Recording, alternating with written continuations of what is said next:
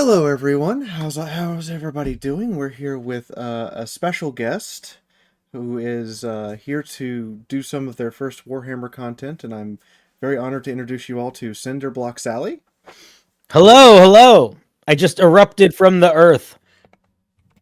They apparently barged in here and were like, I would like to talk about the funny," and I said, "Okay." hmm Yeah, we were like, sure, why not? Let's go with it. Not the weirdest thing we've had in this room. So, Ginger and I are here with them, and we're going to be talking about dwarves here shortly. But first things first, Ginger, Cinder, whichever one of you would like to go first, how was your day? Cinder, I'll let you go first. You're the guest. My day's been good. My day's been good. Today, well, listen, folks, if you ever go out and decide you're gonna be a person that makes silly videos online, your days are often fairly lazy. Today I made a YouTube short and I went grocery shopping, and it was a little rainy, but in a way that was kind of like quiet, nice, as opposed to like too dreary. Which was different from my day, which I woke up. You ever have those mornings where you're like, you wake up and you're like, I don't want to get out of bed. It's comfy in my bed. I don't want to get out of my bed. But you still have to do things, so you have to like spend half an hour fighting with yourself to get out of bed.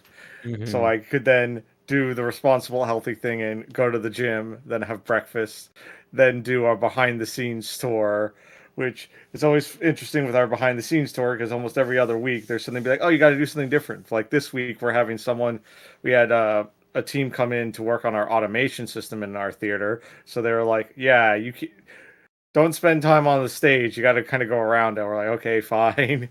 And what else the hell did I do? Just wow, stuff I already did today. What else? I know I just look at my schedule. That helps. But I recently, let's see here, set up the duo, set up, made sure the painting class. Yeah, so my days get varied. They're very structured now, but they're varied in like what the day will do. I know certain things on like, okay, this day we're gonna do this event. This day I will definitely be doing this event. But other days it's like it's all the things in between that I'm like, don't find out until the night before. Ginger works on a cruise ship as their audio technician. Oh, working on a cruise ship fun or horrible, or is it like extremes of both? It's extremes of both. I ranted about it on our previous episodes, and I will summarize the the negative part. I'll start with we have no days off. We have to work. We work 7 days a week, Mm-hmm. which I think whenever they say that about the entire industry, I'm like that shouldn't be happening. If someone was smart enough, they could pull it off where it's like you could get 6 days and you at least have a day off. I think it's just the cruise industry being allowed, and this has been going on for decades. So it has nothing to do with current political situation. It's just it's because it's been an unchecked industry. Yes, there's regulations to it. But the fact that that's allowed is this. But then it's the good parts where it's like, you're setting up a small little just some speakers and some microphones, and you look outside and go, "Wow, it's absolutely gorgeous. I get paid to set up or in this kind of environment." So it definitely has its extremes. Yeah. Um, my day has been it's the first frost. I'm supposed to be in Madison visiting some friends of mine, and instead I'm home because I don't have the experience to drive in snow, much less ice. Um, and also having fibromyalgia, I took one step outside, stared at the outside, and went back inside and just said, "Nope." Stevie, you're being smart. There's two kinds of people basically in this world: people who think they know everything, and people who realize they know nothing. And I like to associate with myself with the people who think they know nothing, because oftentimes when you admit you don't know anything, you make smarter decisions typically. And that's a great example because you don't know how to drive in snow, which I do know, and that's a very special skill set. I don't know how to drive at all. Oh, Yeah. see? I skipped that one. Um, I've been too I'm busy assuming you live mining. in a Cinder, I assume you live that in a very urban area that allows you to get around without needing to have a license. Yeah, I live deep below the earth at the in the city of mushrooms. So mostly we drive giant scarabs or or centipedes and tunnel. I would argue that the pickaxe is my main mode of transportation. Right? It's the best way to get places. Sure, wouldn't a drill be a better one? Less reliable than my muscles. No, you would hand crank the drill. Okay. Well, I'm not fancy. That's the okay. Let's be okay. Really, because I'm not hand cranking. Have you seen Gurren Lagann? No, I haven't. So, that's what I was going for with that reference. So for this week, I made a huge mistake, but I like you making my a mistake fee? No way. I decided that as a part of it's been 2 weeks since I started doing a daily exercise challenge. I've lost 10 pounds, which is good for me. I need to lose a lot more weight, but also I decided that okay, if I can reclaim exercise in my body, I can also start doing stuff that I enjoyed. And we went down the list of things that I haven't done since the end of COVID lockdown. And the first thing on the list was, you haven't played EVE Online. And I went, mistakes are about to be made. Oh, God. Oh, God. I reactivated all my accounts. I've driven out to Nullsec, and in my limited spare time, I've decided to use it for my sweet little meditation game, which is running around hunting people in space and blowing them up. I haven't played EVE, but when I have heard about it, the faction that I am drawn the most towards, if they're still around, is the one where they just get as many junker ships as they can, and they just don't. They're like, we're gonna be like 1 million terrible ships to destroy one $30 billion ship, and I love that mentality of like, yeah, you don't need anything, just hop in and fucking charge forward. All about it. In Rust, we trust. Yeah, I think that's like the term for that is Zerg Rush. Yeah, those guys are great. That's my style. Okay, Fee, when you said mistakes, I was like, please, Fee, don't have him watched, insert director's cut of long movie here while doing, Okay, I did not decide my exercise movie this week. I've been checking how long those movies are now, because last week I picked Oppenheimer, and I got 2 hours in and went, why am I so tired? This movie should be almost over, and I check it's 1 hour and 38 minutes left. And the bomb hasn't even gone off. But for media I've consumed this week, it's mostly been when I've had what little time off I have. I've been playing Persona 5, which on my home PS4, I've almost finished it, but I couldn't bring my PS4 just because I ran out of room and weight in my luggage. So I'm using my Steam Deck, so I'm having to play all the way through. And we've all had that game where we're like, man, this game's so much fun. And then when we're playing through it again, we're like, oh no, that part or that mechanic or that design choice.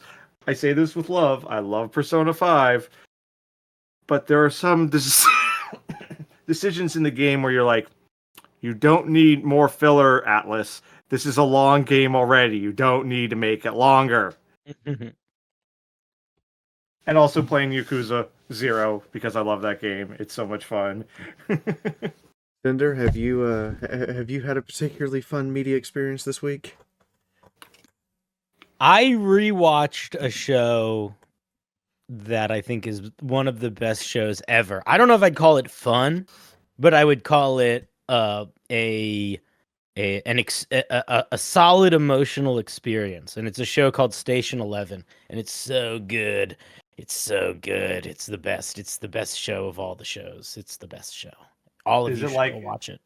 Is it like in the level of like Firefly, where it's like is an American post-apocalyptic dystopian fictional TV miniseries? So here. I'll let me elevator pitch it to you, because I think the description isn't going to do it justice. It is a show it's a post-apocalypse show where you're following a group of people that during the outbreak of an apocalypse, and then like 20 years after, and it sort of hops back and forth between the timelines. But what makes it so good is that it's not an action movie show. It's not a horror show. It really is like, in a weird way, it's like an optimistic post-apocalypse show. Like it's a post-apocalypse show that really leans into like how would society and humanity and like people actually overcome, and what would be the actual like hardest parts of going through something like that. So for like, lack of a better, like a slice of life post-apocalyptic show. it's not slice of life. Like, I mean, it's like big moments are happening, but it's Well, like slice like, of life in the term that typically slice of life always have these like you said, this optimisticness to it. yeah, it's about, I would say the show is about the perseverance of hope in the face of overwhelming hopelessness. But it's just really good. It's really good. It's not funny or like scary or action packed. It's just like really good characters, and it will make you feel all the feelings because it just makes you so sad and so happy at the same time. But and the soundtrack's so good. It's just so good. And it's only like 10 episodes, and that's the whole thing. You don't have to like, it's just basically like the best movie, but in the form of a 10-hour TV show. I also made a statement today that apparently no one has made yet that needs to be made. And I know that I'm out of line, but I'm right. Let's hear it. Cyberpunk 2077 is Grand Theft Auto, but for smart people. Haven't played it, so can't say. Yeah, same. The only bits I've seen is like you playing it and maybe like the occasional just poking on it, but I'm not going to argue about the GTA part, but I'm like, huh. Well, based on what I've seen of it, I would say that, are you sure it's for smart people, or not people that really want to change their arms into spikes? You know what? That's fair. Because I feel like it is, maybe it's GTA, but for people that want like really intense body mods, you know? Like I want spike literally, arms. It's GTA with the, like, not to put down 2077, but it's like, it's GTA with a cyberpunk mod on it. Anyway, I'm going to introduce our topic of the day, and as usual, I'm going to give you a quote. And this quote actually comes from Gotrek, who Ginger has, Woo! and this is the exact quote. Not that I have anything against senseless violence, Manling, but why exactly are you strangling the old man? And the other quote is from a dwarven longbeer. We sons of Grungni may have drunk deep from the bitter waters of misfortune, but we still survive. Whilst a single dwarf draws breath, we will fight the evils that assail us. We will never give up, and one day our book of grudges will be closed forever. So, the concept I'm going to have to give both of you before we really start is the Dwarven Book of Grudges. Mm-hmm. And every dwarf, this book permeates dwarven society. So you have, whether it be this guy, the High King, reading from the Great Book of Grudges, or your clan's book, or your family's book, or your own personal book. Wait, hold on. So, from the break, so literally every dwarven citizen has a book of grudges. Yes. And they come with their own ornate designs and everything. And they are considered the most sacred artifact to a dwarf. Are they literally a book of grudges? Yes. It is a book where they write down every single they're all thing. Larry David. So their society is run by Curb Your Enthusiasm. See. This is my hot take, that dwarven society is based off of old Jewish men, because this is, and I can say this because my father's side of my family is Jewish.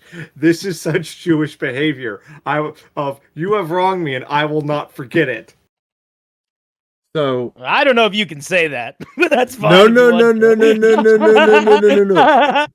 He is almost. he is correct. I am going to read some of the most outrageous things that went into the Book of Grudges. Let's hear it. So first off, there's the Penny Pincher Grudge, in which the dwarves built a great and mighty fortress for the imperial province of Ostermark. It is one of the best, most impenetrable fortresses ever constructed. And Ostermark paid them, and they went home, and everything seemed fine. A week later, the dwarves came back, laid siege, burned the entire city to the ground, and exiled everyone from it. The reason? When they got home, they discovered there were 2 copper pennies missing from the pay. They... Don't you feel like they could have at least gone, first, not of the escalation, couldn't they have just sent a messenger going, hey, did you guys mean to step us? And I'm willing to bet they would have gone, oh, so sorry, here's the other 2. They could have. I don't know much about Warhammer Fantasy. I know a little bit about 40K, but I will say that whenever you have whenever the option in 40K to like do something reasonable to end a problem is out there, that's not the option you take, I think. So No. that would make sense that they wouldn't take the reasonable option. The next completely unreasonable grudge is 2 dwarves sat there and argued for 3 days over who was supposed to have a shield. This shield has no magical powers, no magical properties. It doesn't even have a very good insignia drawn on it because the dwarf said the person who drew it didn't do a good job. But because neither of them could ascertain who was supposed to own the shield, they held up an entire dwarven army for 2 straight days arguing over who should own it in front of a dwarven king. Now, this was not the one where Gotrek finds the solution to just split the thing in half. This is that exact one. The ending solution was Mr. Gotrek, aka the most famous dwarf from Warhammer Fantasy, just grabbed the shield, split it in half, and gave each of them half a shield. There you go. Problem solved. Now, while we're talking about Gotrek, to rewind about that quote that he mentions, I'm not opposed to senseless violence. Felix doesn't strike me as the violent type, or even the type to be strangling someone, and then also to have Gotrek calling him out on it. What is the context for that? Okay, so Gotrek had temporarily lost his memory from getting hit in the head by a sling stone. And the old man had sent Felix on a quest to get a flower off of a mountain, and Felix had nearly died like 4 times getting this flower.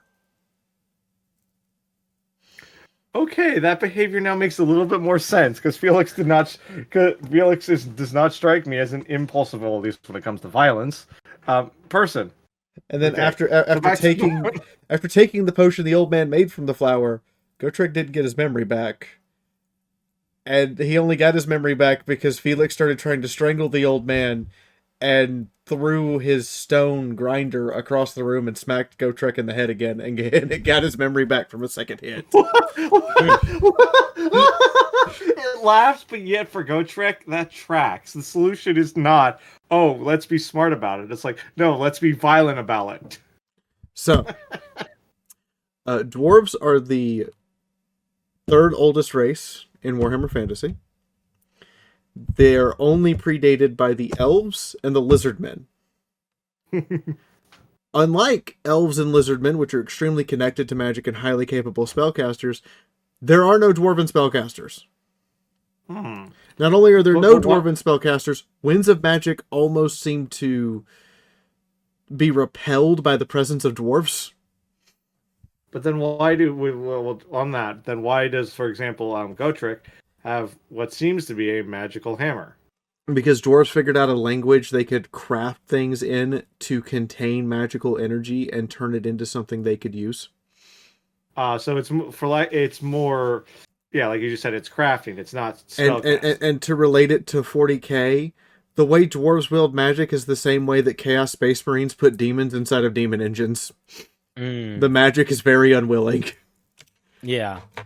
Um, But in their natural form, they're kind of just like anti-magic. Does that mean that if a dwarf is like in the physical vicinity of, say, a human or an elf that was trying to do magic, it would be like harder for that magic to happen in the room if a dwarf was there? it is more difficult for that magic to happen if the for wild magic to happen. For like a practiced wizard, they can make an adjustment, and it's not that difficult. It doesn't increase the difficulty for them. But for like wild random stuff to happen, yeah, no, it doesn't. Dwarves just go no. So they're almost like they're like a weather stabilizer. A little bit, yeah. Interesting. 5,000 years before the Empire of Man rises up is the Dwarven Golden Age. And that lasts for just over 2,000 years. And the dwarves make this huge empire focused on the mountains and being underground. They get this firm instilled belief in their culture that you don't build upward, you dig down. Solid. And then some stuff starts happening with the elves. It involves the longest running civil war to ever be put to a fantasy piece of paper, aka the Elven Civil War has been going on for 5,000 years straight, and it's still unresolved. And doesn't Now, literally the only thing that resolves it is the end times, or I forget what finally resolves it. The end of the world, yes. Are So they in a Go ahead, Are Sally. they in a sorry? Are they in a perpetual civil war because they're like really stubborn, or because of the elf thing, where elves are really long lived, so everything just takes like much longer? In Warhammer Fantasy, elves don't naturally die. They don't get old. The only way a new elven king gets instilled for the elves is he either gets assassinated, which happens far too regularly, or he dies in battle, or he dies under mysterious circumstances, or he abdicates. So the Elvish Civil War starts, and the dwarves are like, we're staying out of this. This isn't any of our business. But then the elves who are supporting, who would later become the Dark Elves, attack a dwarven caravan. Dwarves being dwarves, note it down in the Book of Grudges and send an envoy to go, what the hell? And the envoy makes all these accusations and is really angry. And the Elven King that has now been put on the throne after the assassination of the last Elven King, is a stuck-up prick with a big ol' stick up his butt. And he decides that none of the dwarves' accusations are accurate whatsoever, and gives the most grievous insult possible. He has the dwarven envoys restrained, shaves their beards, and sends them home. I'm assuming that's like a really bad thing to do to a dwarf. It normally is, right? Like, aren't dwarves normally defined by their beards? Yes, dwarves are normally defined by their beards. Their beards are also used to tell how old they are. And you're allowed to trim your beard and make it nice, but shave it? No. And this starts what's called the War of Vengeance, or the War of the Beard. And this lasts for 300 years. And on the 10th siege... Because the first 9 didn't work. On the 10th siege of the elven city, Toralessi, the dwarves finally win. They kill the Phoenix King, and then they do the thing that is going to make the elves hate them forever. They take his crown. And the crown of the Phoenix King is like this magical item that was created in the age before history. That there exists no one knows how it was made, no one knows how to make another one, all this stuff. And what did they do with this crown? They put it in a tourist museum in the Dwarven capital. Yeah, I forgot about this. And we had the headcanon where it's like, just this picture of art where, you have 2 generic security guards, but they're dwarves standing in front of it. And you have other dwarves going through, taking pictures. Yeah, pretty much. I actually looked it up. Apparently, canonically, is 10 gold crowns to come and see the crown of the Phoenix King. So they turned it into a tourist attraction. I love it. That's funny. We kicked your ass and we're making money off of it. Here we go. So that's what happened. And the reason why the Dwarven King actually decided to, quote, make a truce with the elves, this is in big quotation marks, is because of the arrival of the Greenskins and the Skaven. Skaven are rat men, which I have to emphasize this for you, Cinder. If you live in the Empire of Man in Warhammer Fantasy, there's no such thing as rat men. Mm-hmm. You did not see a rat man. You saw a big rat or an ugly dog. Is this sort of like how in 40K, most people don't know about like chaos? Correct. In fantasy, everyone knows. And you're not allowed to know about it. Like you'll get killed for knowing about it. Yeah. In fantasy, everyone is taught what chaos is, how to recognize it, and how to fight it. Like everyone in all the Empire knows that. But the rat men know. Rat men don't exist. They're okay with you knowing about the fact that there's an alternate dimension full of demons, but they're rats that stand up too far. Yes. Okay. And there's an actual reason why. I gave the comparison. It's basically a 3D chess move. So every single city, except on the Elven Isles, has some form of Skaven undercity underneath it. And when the last time an emperor made a formal attack against the Skaven undercity, while he was successful, the scope of the undercity was such that they began to understand the problem. If the Skaven knew that everyone knows about them and was now trying to wipe them out, and went from a stealthy shadow kind of backstabbing each other and generally not ineffective way to get what they want to a total war footing, there are not enough bullets, pikes, swords, or people in the world to stop them. They are the swarm. So instead, they just said, "There's no such thing as rat men. If you saw a rat man, you didn't see a rat man." That's so funny. Yeah, that's the short version of a long story.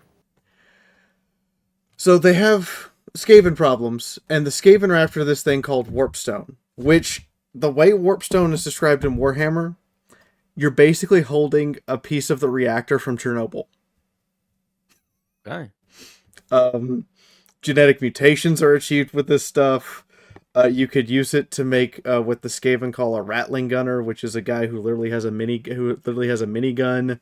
They use it for weapons. They even use it for currency. It actively kills them, but they still use it. And it actively kills everyone else or causes rampant chaos mutations. I don't know why you would use this stuff.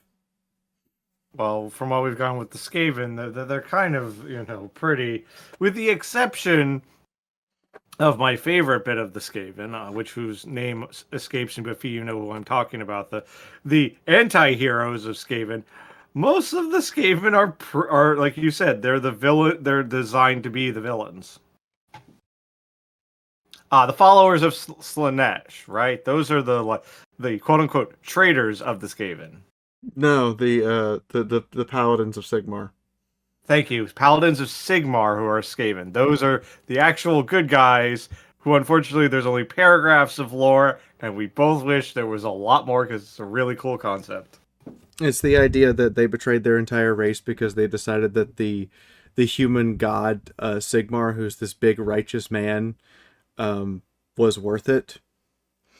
And now they work in the shadows to try to help the humans beat the Skaven, but they cannot ever be acknowledged as existing. So because even though they're doing something good, acknowledging their good deeds, that acknowledges that they exist. So like, there's this paragraph about a temple of Sigmar that has a poorhouse underneath it. Underneath that is the Skaven Undercity. You have the temple on the ground floor, and in the temple attic, there's like 5 Skaven gathered around a miniature shrine of Sigmar. And I'm just like, that's adorable, but man, that's messed up. They won't even let them in the temple. Well, they don't exist. How could they let them in the temple? Exactly. It doesn't exist in the temple. They are the ones whose good deeds will go unspoken. So, okay. But back to dwarves. Sorry. Back to dwarves. More beards. So with more beards, we get the introduction of the Dwarven Slayer. This is a dwarven man, who has decided that he has either done something or something has been done to him that is so shameful, he has to go out and die in battle to redeem himself. Okay. These people shave their heads into mohawks, dye them bright red, because there's no dwarf born with a naturally red beard or red hair. Okay, this is going super minute detail because there are very rare exceptions where non-dwarves and dwarves will mate. So even in those rare exceptions, I'm assuming that There are whatever no the dwarven gingers, Ginger. yeah, I know. So yeah, that I'm trying to say it all. Yeah, I know. It's that the redheaded gene is, I guess, in this scenario considered. Oh, you have dominant and recessive genes. That's how biology works, right? Yeah. Well, genetics work. Yeah, so I'm assuming, yeah, in this scenario, ginger hair becomes a recessive gene, and every other color is the dominant. Yes. All right, go on. So they do all this because the orcs and goblins show up. And orcs and goblins fight in ways that could be considered utterly insane. So, like, you know orcs from 40K, right? Right, Cinder? Oh, yeah. Okay. Imagine those guys, but without any guns. So they nail armor plates to themselves. They pick up weapons that could be described as, why does this crude thing work? They actually have the power of belief like they do in 40K. Oh, okay. Which means that there's a group of orcs called savage orcs that even the rest of the orcs are like, these guys have spent too much time in the sun. Who run around naked, covered in war paint, and they believe the war paint will protect them. And their belief is so hard in that war paint that when an Empire soldier fires a black powder rifle at him, he doesn't die. Oh.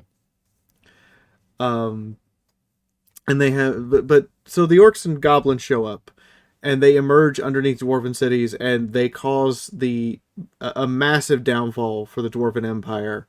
And this is when the Book of Grudges starts getting really, really full. Mm-hmm. Oh, well, okay, so speaking of the Book of Grudges, is there ever a point where it starts this when the Book of Grudges was started, or has it just always been a thing in dwarven society? It has almost always been a thing in dwarven society. It only came to prevalence when the War of the Beard started. Because before that, usually, before the war with the elves, they would get a grudge, they would go resolve it, and mark it off. The war with the elves was the first time that they had numerous grudges that just never got marked off. Oh, okay. So it literally went from just a regular piece of paper to then having to go, okay, I got to put this all in a book. Yes. And this is also when the dwarves interfere to help mankind rise up. So at this time, just when the orcs and goblins come along, mankind's in a really bad spot. Because humans are not prepared to fight these things. You got orcs that are twice your size. You got men from the realm of chaos who only want destruction and to spread the ilk of their gods. You've got Skaven. You've got ogres. You've got giants. You've got everything else, and man are just not prepared for this. So at this time, men kind of live in tribal settlements that are easy to pack up and move. Or the couple of cities that do exist only exist in spite of the fact that they get burned down on a regular basis. Mm-hmm.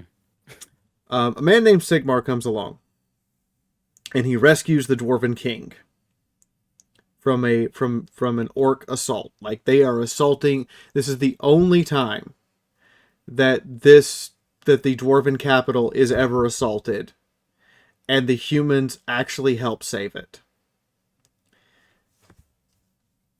And so the High King goes, "What do you want?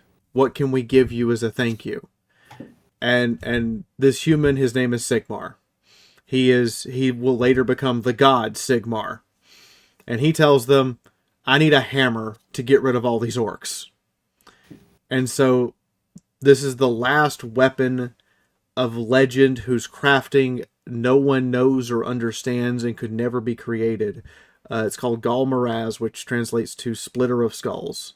It is the literal Warhammer on the cover of Warhammer. It's the Warhammer. It is the Warhammer. That's cool. And others can wield it after him. Yes, the Warhammer. It is also a sentient weapon. If it does not want you to wield it, it will say no. It is like, goddamn, what's Thor's hammer? Mjolnir? Yeah, it's kind of like that idea where if it deems you not worthy, you can't wield it. Exactly. Yeah. Except for it's less about deeming you not worthy and more about, do I like you? Right, so but the same idea that it can determine it. Does it have powers, or is its power that it is just so well made that it basically has powers? It has actual power. Okay. One example of its power is there are different ways it could be used. One example of its power is the last wielder of it before the end of the world drops it on a table, and because he drops it on a table like that, it unleashes a power that makes everyone else in the immediate 200 feet of him unable to talk. So he can be heard. Oh, he's just like, shut up. He's just like, silence. Mute all button. Yes, it's the mute all button, but for real life. You can use it literally to hit a city gate, and the gate will open if it's not magically enchanted. That's cool. If you are the rightful ruler of a place, you can hit the door to that place, and the door will unlock. And the other thing it has is there is no armor in existence that can protect you from it. It crashes through everything. But Sigmar uses this hammer, goes and founds the Empire. That's last episode for everybody who's curious about that, where this one guy just goes and founds an empire, makes this system of government where people have to vote for who the emperor is, puts the hammer on the table, and leaves. And summary of... And this dude, he was just a dude. There was nothing special about him in terms of his physicality. He's just a strong dude, but he's a dude. He's just a dude. And he just drops the hammer and says, okay, elect a new emperor. And then they do. He oversees that person get installed as emperor, and then he just walks off into the sunset. And then he comes back, not as a person anymore. He's a god now.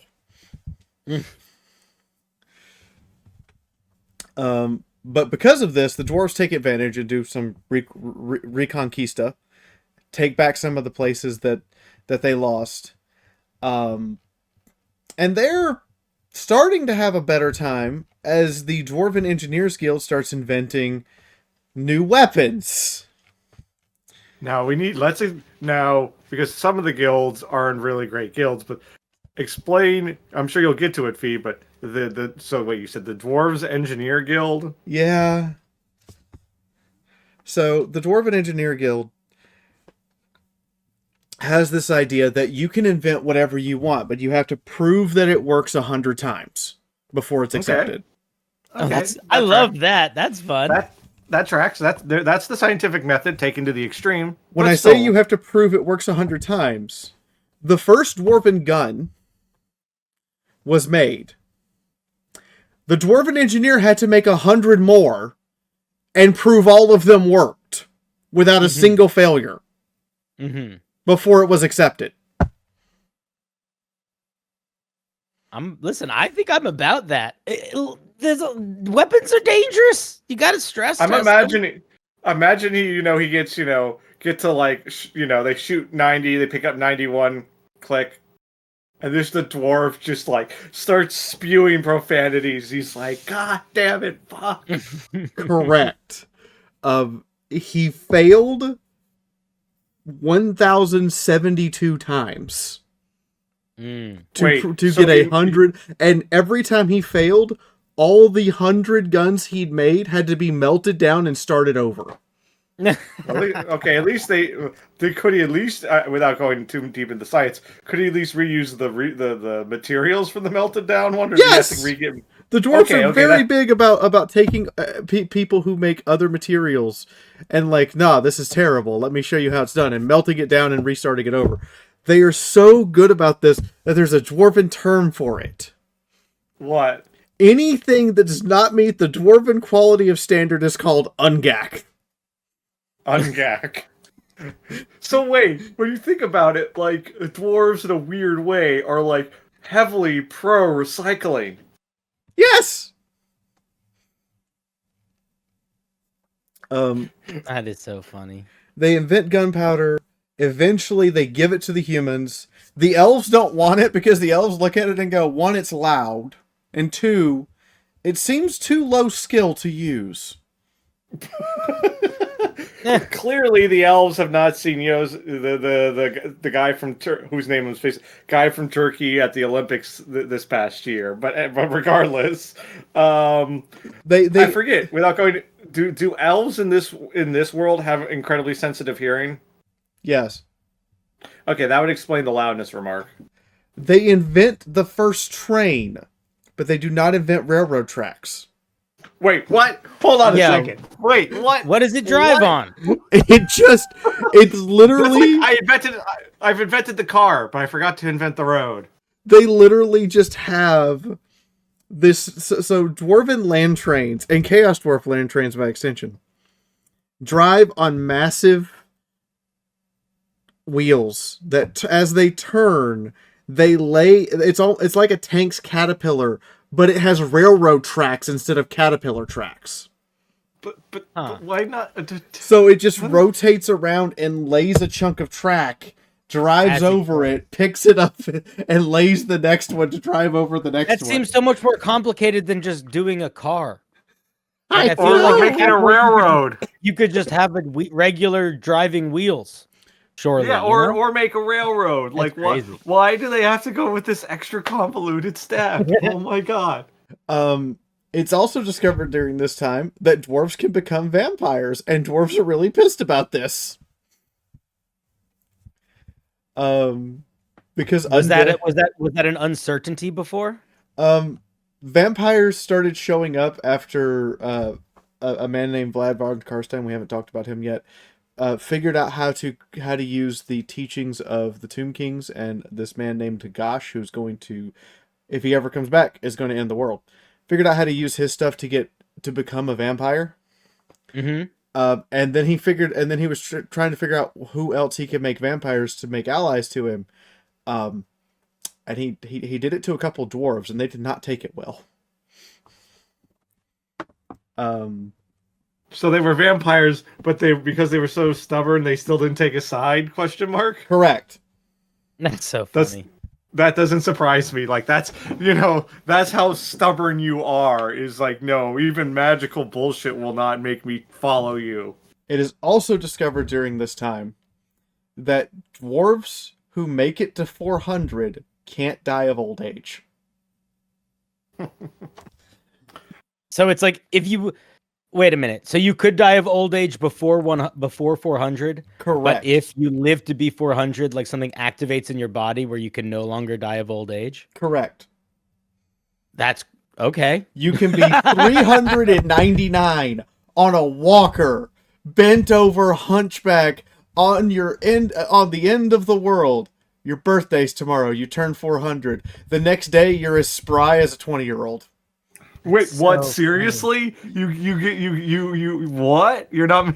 I know you're being a little over the top, but basically that is exactly it. No, that is exactly it.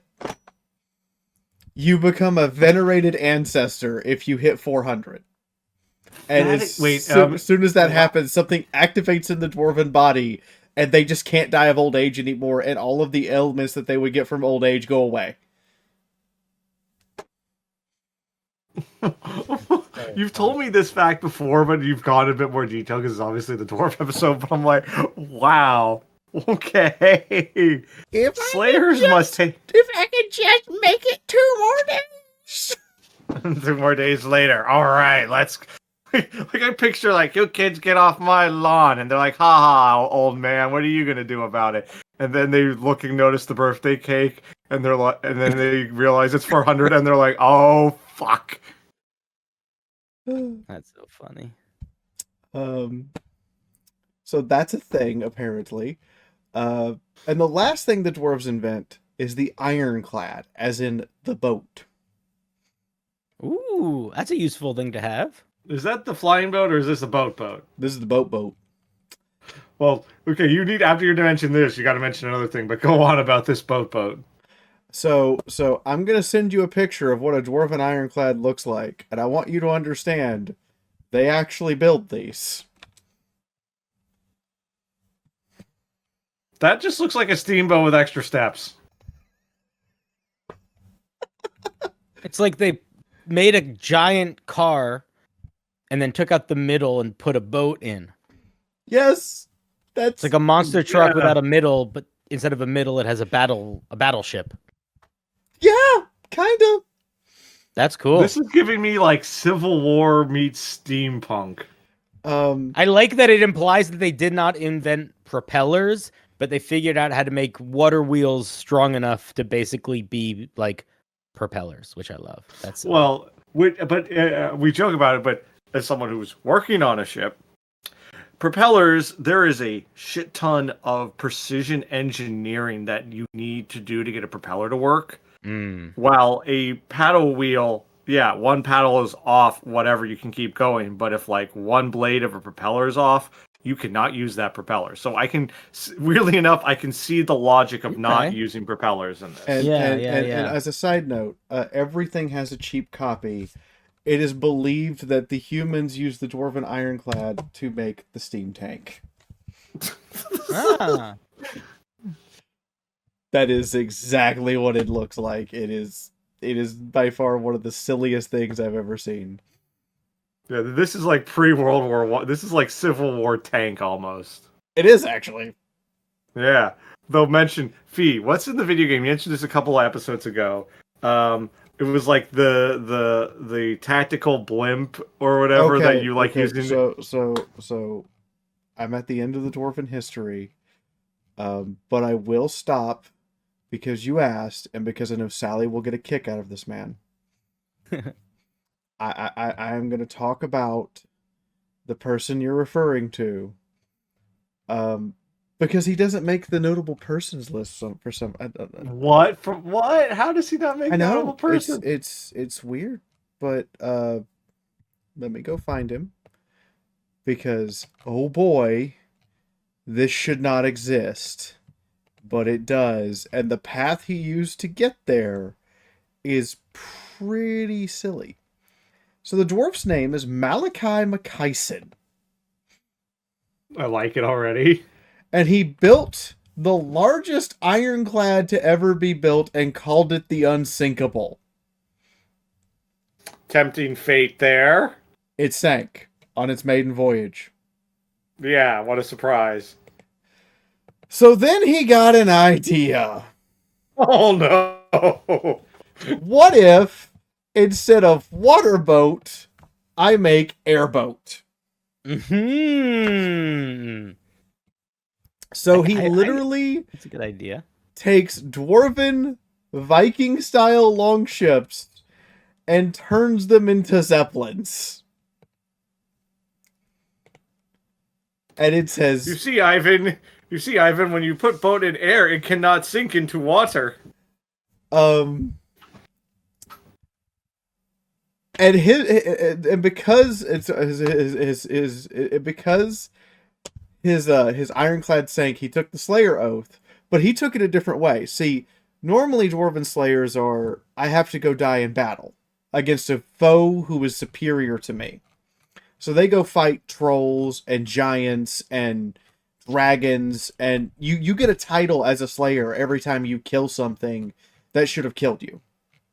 So you get like Troll Slayer, or Giant Slayer, or Dragon Slayer, or Rat Ogre Slayer, or whatever else that you've killed. Malachi McKinsey has a different take on being a Slayer. If I just kill everything that could possibly challenge me, nothing can kill me. I like this line of thinking. So he goes around looking for things and then comes up with incredibly creative ways of killing them. This includes stuff like the Goblin Hewer. What? Yes, tell us of this Goblin Hewer.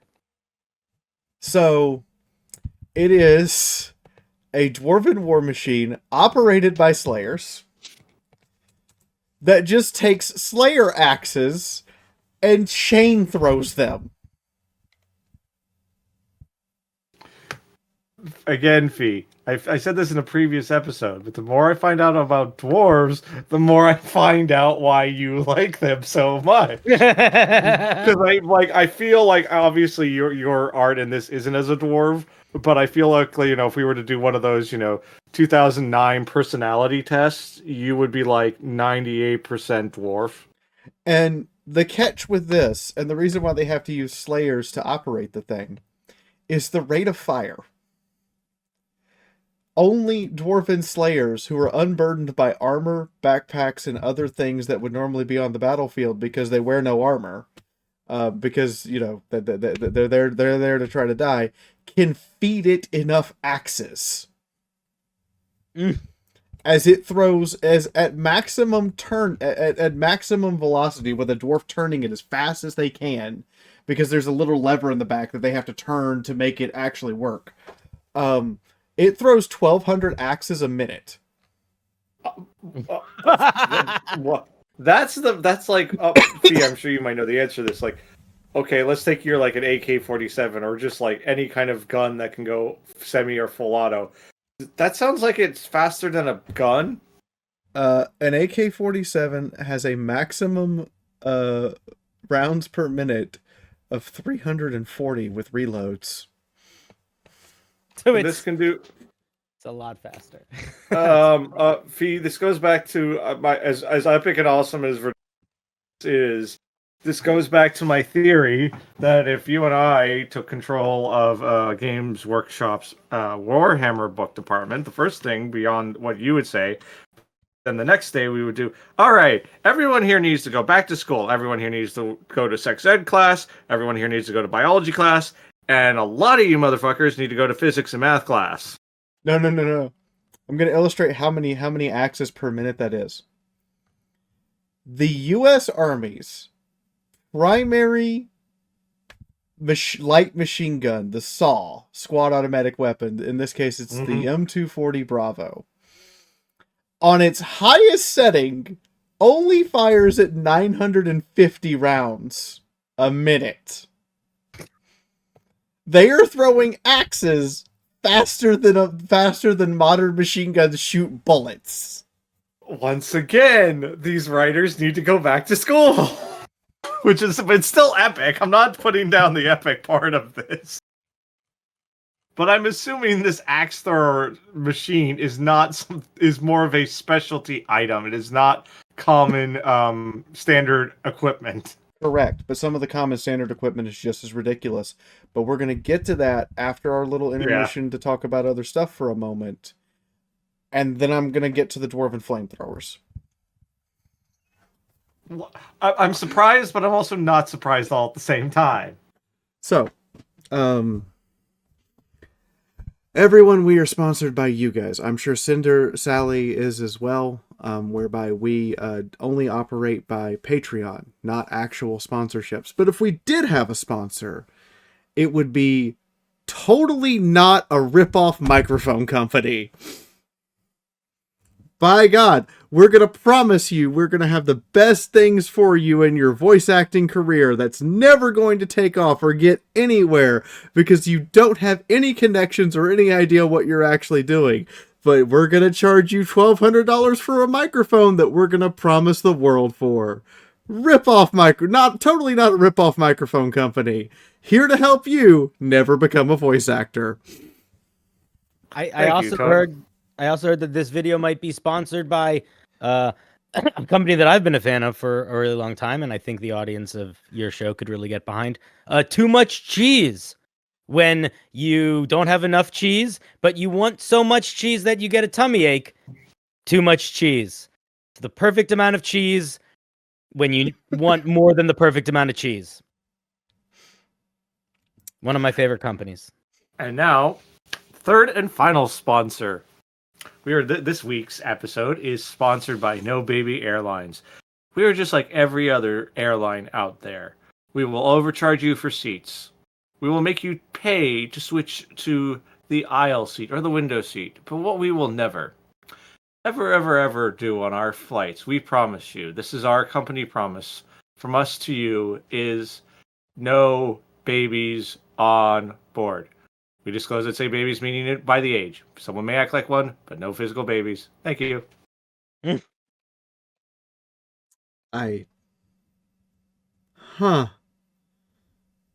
I didn't expect that one. Nor did I expect you to mention cheese, and I live in Wisconsin now. Listen, I was very specific about the cheese that I mentioned. Too much. Sir, Cinder, this term "too much cheese," I don't know what you mean by it. I apologize. But no, yeah, I'm sure we've all, if any of us have been on plane flights long enough times, and I understand, but I'm like, I hope when I eventually find someone I want to settle down with and have children with, I'm going to be like, guess what? For the next few years of our life, we're not going on an airplane. Now, I'm obviously, if my child is cool with that, but if I find out, oh, I have a child that will be noisy on a plane, honey, why are we taking a train? Why are we driving? Because I don't want to be that asshole. You know what would help with that problem? What? Just fill them with cheese. The cheese will act as the muffler. Get all that cheese up in there. Then you'll have a happy baby. You just gotta give the baby cheese. Happy is not the goal. The goal is silence. Okay, well, if we're going to talk about too much cheese, I have to bring up something. And it's from when I was just getting my first apartment, and I had a dog. So the dog's name was Bit, and he was a Siberian Husky mix, and he was barely 8 months old. But he's still huge at this point. He's almost 70 pounds. By the time I had to get rid of him, had to send him out to some person's farm and had to say goodbye to him, he weighed over 120 pounds. Huge dog. But because cheese reminds me of the problem I have with cheese, and that's that if I have too much cheese, I'm going to have some very interesting time in the bathroom later. So I'm off at work, and do you guys know there's like hardtack Nature Valley granola bars? Yeah. They're like crunchy as hell and made out of what can only be described as the texture of plywood. Oh, Fee, I know exactly what you're talking about now. I had those up on top of the refrigerator, and I also had a room temperature piece of brie on the counter. Oh. So I'm at work, and I come home, and what has apparently happened is that he has been chasing the cat around the house, hit the refrigerator, the cat probably bounced off the counter or something. But anyway, I look at it, he's gotten the piece of brie and eaten the entire box, all 12 bars. Of those Nature Valley Crunch bars. Oh no, I don't know where this story's going. So I take him on a walk, and he doesn't go to the bathroom. And I'm like, are you okay? Do I need to take you to the vet? So I call the vet, and the vet goes, no, he should be fine. It should come out in its own time. He should be okay. There's nothing. None of those ingredients you read off to us are harmful.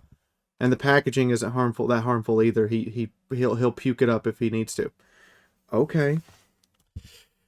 I am playing, and the other reason this comes up is because this is the first week ever I played EVE Online, so this is 2006. Oh boy. I'm sitting down. I'm finally getting my groove on. I'm having a nice night, and then I hear what could only be described as a potato cannon from behind me. Because what I hear is the following: poof, wham, meow, and I go, what the hell? So I take off my headphones. I right, of course, like every Eve player, I right click and say until my character warp to station now, because I can't look at the screen. And so I turn around and I look, and the dog is sitting there, and he's been whimpering off and on all night, but now he looks like incredibly happy, and I'm like, what the hell was that? And he lifts his right leg, and I watch it happen in progress as I hear poof, and I see it shoot out of his ass, and I follow it to the other room where it slams into the already disabled cat and shrinks it across the floor covered in dog shit. And I'm like, does my dog have explosive projectile fart syndrome? Nobody's perfect. That was the only time I've ever had a cat who was happy to have a bath.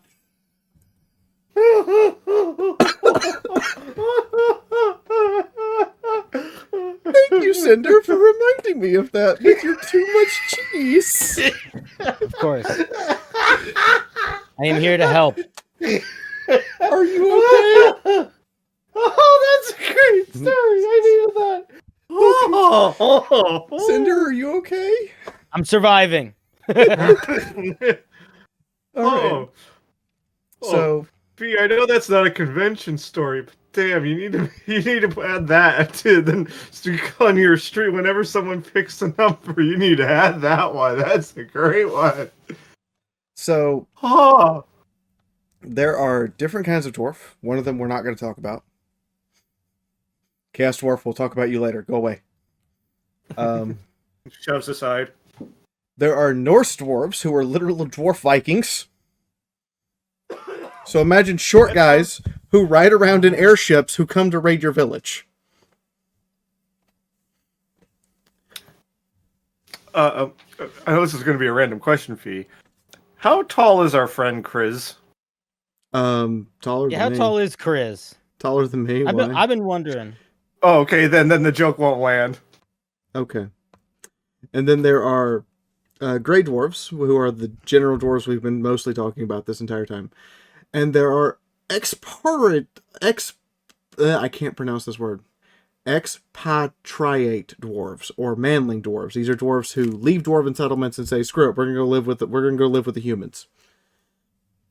Oh, does that explain why Gotrek calls Felix Manling? Yes. So dwarves refer to humans as manlings to make sure that the humans understand that the dwarves think that we're beneath them. That's very funny. The dwarven government is a feudal system of clans, whereby the strongest clan becomes the High King. And then you have the Council of Elders, which is the people. Each person in charge of a dwarven clan is on the Council of Elders. There is a caveat here to the Council of Elders in that,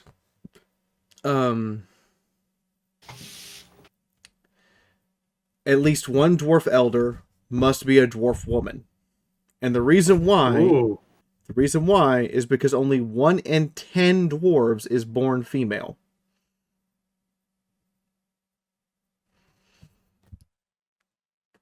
So as you can imagine, dwarf princess is a common term because they actually mean it.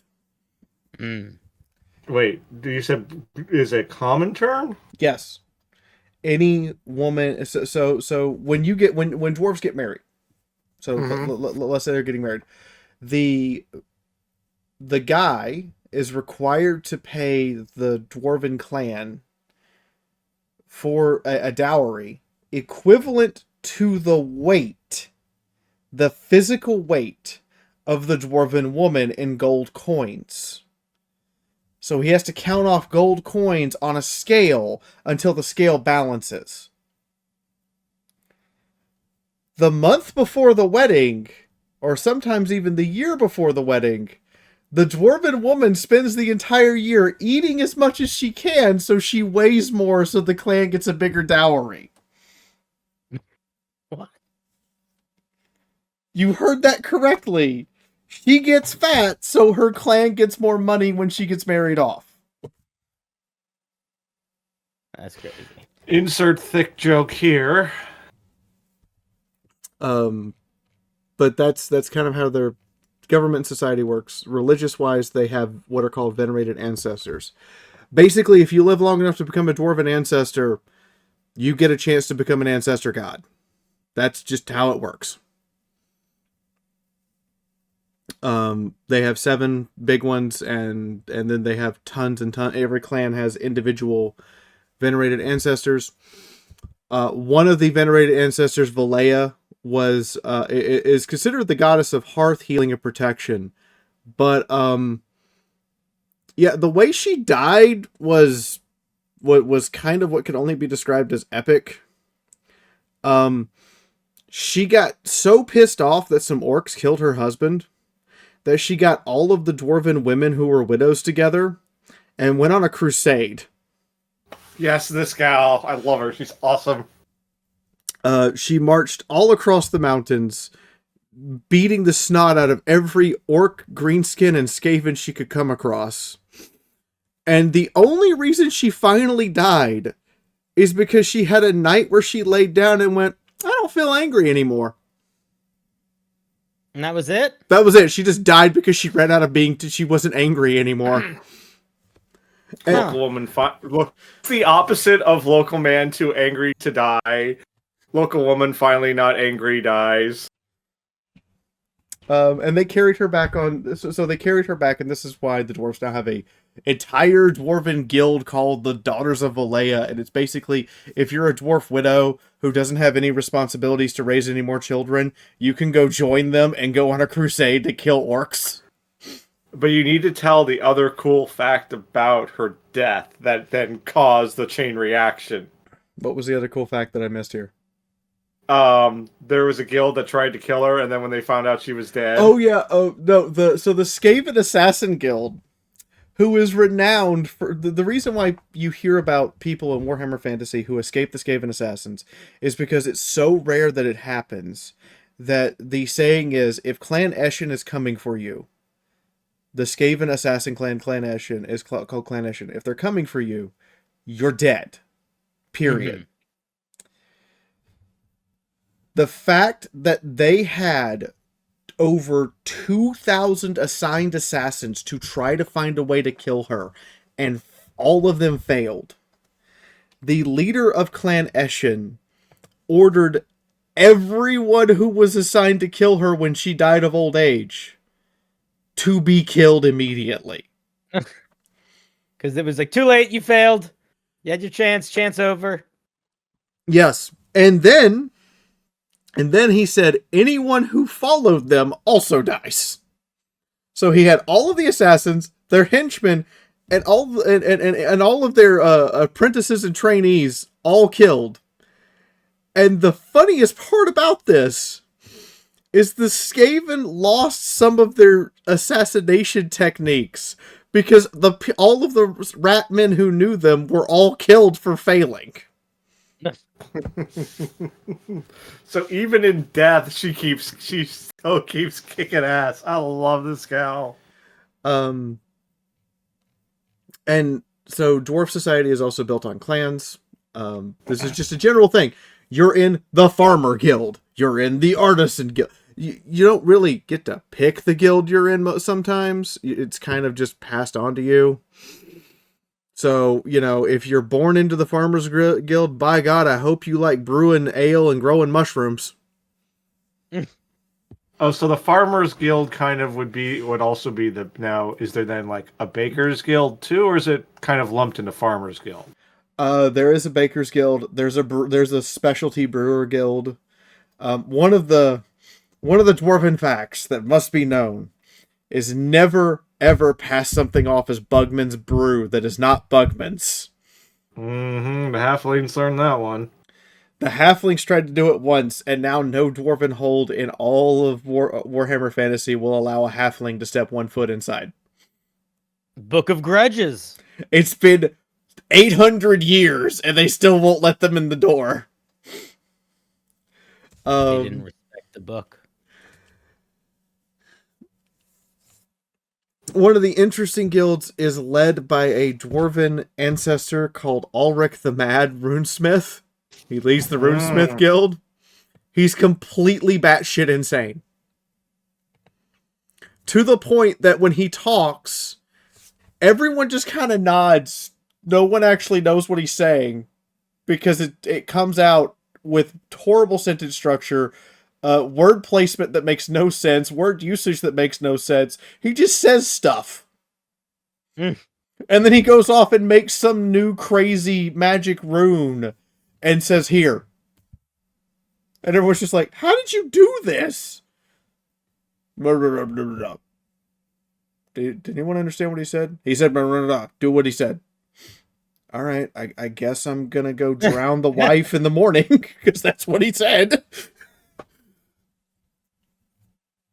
That's just how that works. It's like, Please tell me the other guild leaders are not as bonkers. most of them are not as bonkers. Oh, okay. So he's the bonker one out of all of them. But to illustrate a guild that's completely lost its mind, the Brewer Guild. Uh-oh. To illustrate how far they've completely lost their mind, I'm going to use the video game Vermintide 2. In Vermintide 2, they took a scene from a dwarf book and actually put it into the game.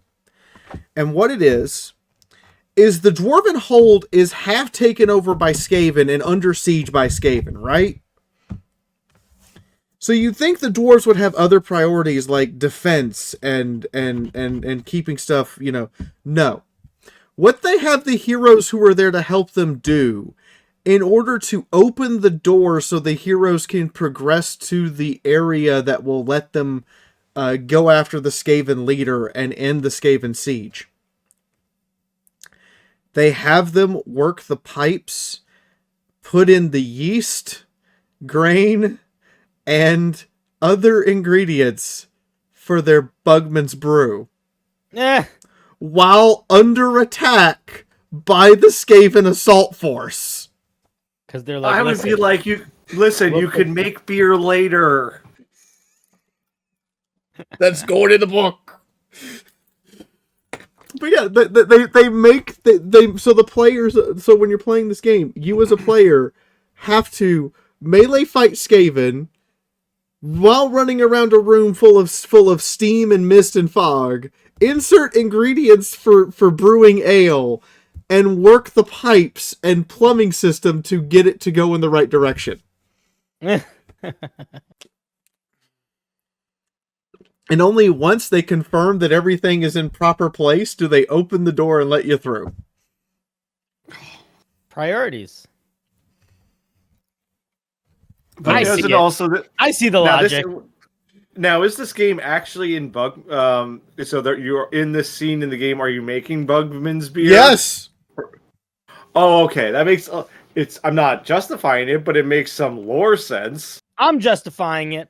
Listen, if you want to come into the house party, even if you're getting attacked, gotta show that you're worth it. You bring good jives. You bring good. How is making it so you don't die not proof already? I don't know. You might be a Debbie Downer. Yeah. I'm just gonna stop here. All right. If you can make Bugman's brew, that's proof that you're at least helpful in creating non-Debbie Downer scenarios. Do you know what's a real Debbie Downer scenario? Being dead. Yeah, but that's like a you problem. That's not like a house party of the dwarfs problem. Yeah, You know? that's definitely not Dwarf House problem. Dwarf House needs their beer tonight for the great celebration that's happening despite the siege. But Yeah. how are you going to have the beer if you're dead? Bob over there just finished his 100th crafting of this really cool new locking mechanism for doors, and we're going to start implementing it, but we're celebrating the fact that he got through it despite the siege. I'm just going to stop here. Okay, after that ridiculous anecdote. Now we get into what dwarves use for weapons. The first thing and the biggest thing is axes. What a surprise. Dwarves don't really use swords. They bring an axe. They don't. They also use hammers, but mostly axes. And this is what a standard dwarf warrior looks like. What you're expecting: guy with horned helmet, shield as big as he is, axe as big as his torso, covered in armor. Which, for context, you've said this to me, Fee, but for Cinder, what is the average height of a dwarf in this world? So dwarves, on average, in this world, are between 4'5" and 5'2". They are tall. Go ahead. Just regular short people. Regular short people, except for the fact that, Cinder, have you seen like a full size bed? I've heard of them. Okay, I usually sleep in like a hole with like a tarp. I understand. Yeah. So a dwarf's shoulders, if he laid on a full size bed, are so broad he wouldn't be able to sit on to lay on the bed comfortably without something hanging off. He is the definite. Go on. So they're like 5 feet tall, but like 6 feet wide. Yeah, That's so funny. He's like the definition of like the 80s aesthetic where everyone had really, if you like watch like late 80s, early 90s, especially like Sailor Moon, all the men have really wide shoulders for some reason. he is the aesthetic that if he wears shoulder pauldrons, he has to turn sideways to get through the door. Which brings us on to the second dwarven unit, and these are called longbeards or great grumblers. And they're called longbeards because they have really long beards, and they've been around for a few hundred battles. And the biggest difference between longbeards and warriors is the longbeard gets his axe upgraded, so now he's wielding a two-handed axe in one hand, or he can drop his shield and wield it in both hands. Well, okay, interesting question. When someone has to become a troll slayer and they can't wear armor, does then a shield count as armor? Yes. Okay. And it is dishonorable to die if you are shot. I'm going to leave that there. Yeah, I'm not touching that one. There's also the dwarven... So if you're a miner, a person who goes around and mines in the caves of the dwarves to get all the things from the earth to make your weapons and armor and your nice stone pillars and your statues and all that, guess what you are also? You're the militia. That's what a dwarven mining implement looks like. I don't know why, but maybe it's just the artistic choice. But the fact that the flat end is pointed at the face just makes me laugh. Feels like first day on the job. Other way around, buddy. No. So the way that the dwarf mines is he uses his pick to get until it gets stuck in. And then that metal helmet he's wearing, he headbutts the flat end of the pick deeper into the rock to break it. That logic tracks with this race. You also notice that for light, they're just wearing candles on their helmets. And then the guy has a lantern. And I'm like, what's the point of the candle? Yeah.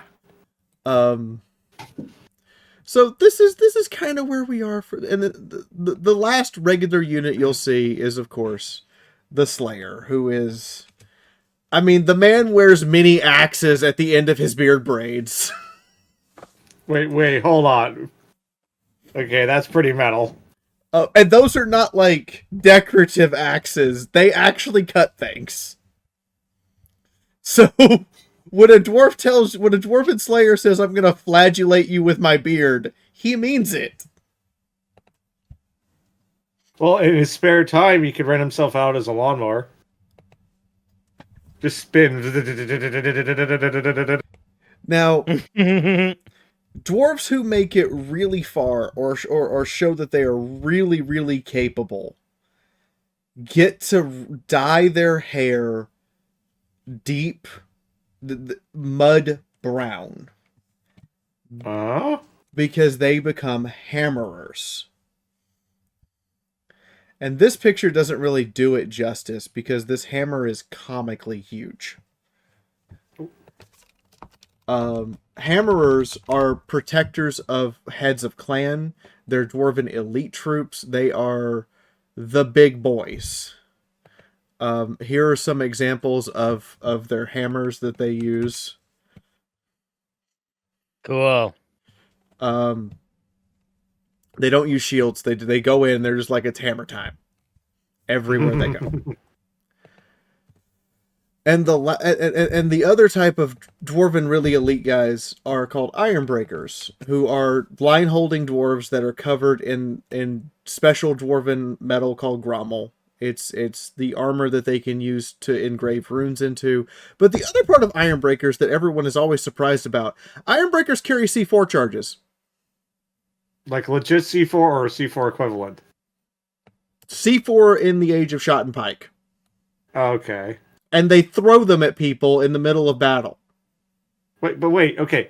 If I have the understanding of C4, C4 is placed and then something triggers it, correct? Yes. They will, in the middle of a fight, like they could be fighting you in hand to hand, put their axe down as they're blocking your strike, grab a pack of this stuff, slap it on you, put their shield up, and there's a rune on their back of their shield that they press to set it off. Okay, that makes a little bit of sense. They will also just hurl it at people, and then press the button when it hits them. Oh, okay. Using magic bullshit, it works. Okay. I just have this really dirty image in my head of these guys, like, fighting someone one-on-one and going, surprise, boom! And there's so much tactical bits of even if you're like going against something that is mechanical, C4, you know, like that scene in Saving Private Ryan where they throw the socks full of the explosives at the tank and then kaboom. And then the last of the, regular dwarven units are called Quarrelers and Thunderers, and these guys are just dwarven warriors who either have crossbows if they're a Quarreler, or Thunderers have full-size black powder rifles. And unlike the human black powder weapons that can backfire or explode or potentially kill the wielder, dwarven rifles are perfected. They work. Well, yeah, the 100 times rule. If a dwarven rifle has a misfire, the person who made it has to take the Slayer's Oath. Wow. Even if it was like a misfire and it just like singed the hand. Yeah. And that is the last of the sane dwarven units. Oh boy. Now we get into the crazy ones. So, oh yes, because everyone's been so sane up to this point. Even by Slayer standards, they consider Doomseekers absolutely batshit. Doomseekers wield quad-length chains or dual-length chains with axe heads on the end. Those chains are attached. And they wield them in a whirlwind around themselves. How does a dwarf end up to become a Doomslayer? Is it a choice or a destiny? Like, what? They just decide that nothing has killed them yet, so they're going to become something that everyone wants to die very quickly, or it's going to shred through your ranks. So they learn to use these axe chains and just charge into battle, screaming their heads off, trying to get someone to kill them. So Doomslayer is not a troll slayer to the next level. It's any dwarf can become Doomslayer by choice, basically. By choice, but also Doomslayers have just completely lost their mind. Oh, it's like we've talked last week about a similar one for the Empire where they're just so devout, they're like religious nutcases. Okay. So with the dwarves having access to Steam, you would think, okay, they can make ironclads. That's kind of cool. They can make land trains. That's neat. And then let's make flamethrowers. Hi, Geneva Convention. We're gonna add to you. And these are used to clear out tunnels or buildings or whatever just needs to be burned entirely. I know it's unintentional, but in the picture, that whatever it goes like, yeah, just a little bit lower. That's good. That feels good. Like, I obviously know they're burning it, but it's just the way the art is. But it's like, damn. Also, does this have the same downside that, flamethrowers in World War II had? Or is this because it's now been perfected, it doesn't have that annoying drawback? It has the same downside. It can also overheat and explode if the user isn't trained properly with it. And then there's the and I'm gonna quote this here. There is what is called the less powerful version of this that doesn't fire flames. What does it fire? So this is what a trollhammer torpedo looks like. What? You're saying words. It looks like a torpedo. Yeah, it looks like a torpedo, like a drill. Yeah. So there. See that drill I was telling you about earlier? There. You see where the chain is at the front of it? Yeah. What's with that chain? What's that chain doing? That chain's holding it together. And what? The chain is wrapped around it so the person holding it can hold it. Because it's that but why hot. not use the... Oh, okay. I was about to say, why not use, the handle? But okay, that makes the chain makes... Now, the crazy part, everything in front of the chain, all the spiky bits, it's not a drill. That entire front of it detaches at high velocity. Ah. And can hit targets at ranges of up to 300 meters. At a velocity of a cannonball. Now, is it reloadable, or is it one fire and then you got to chuck the thing? They reload them.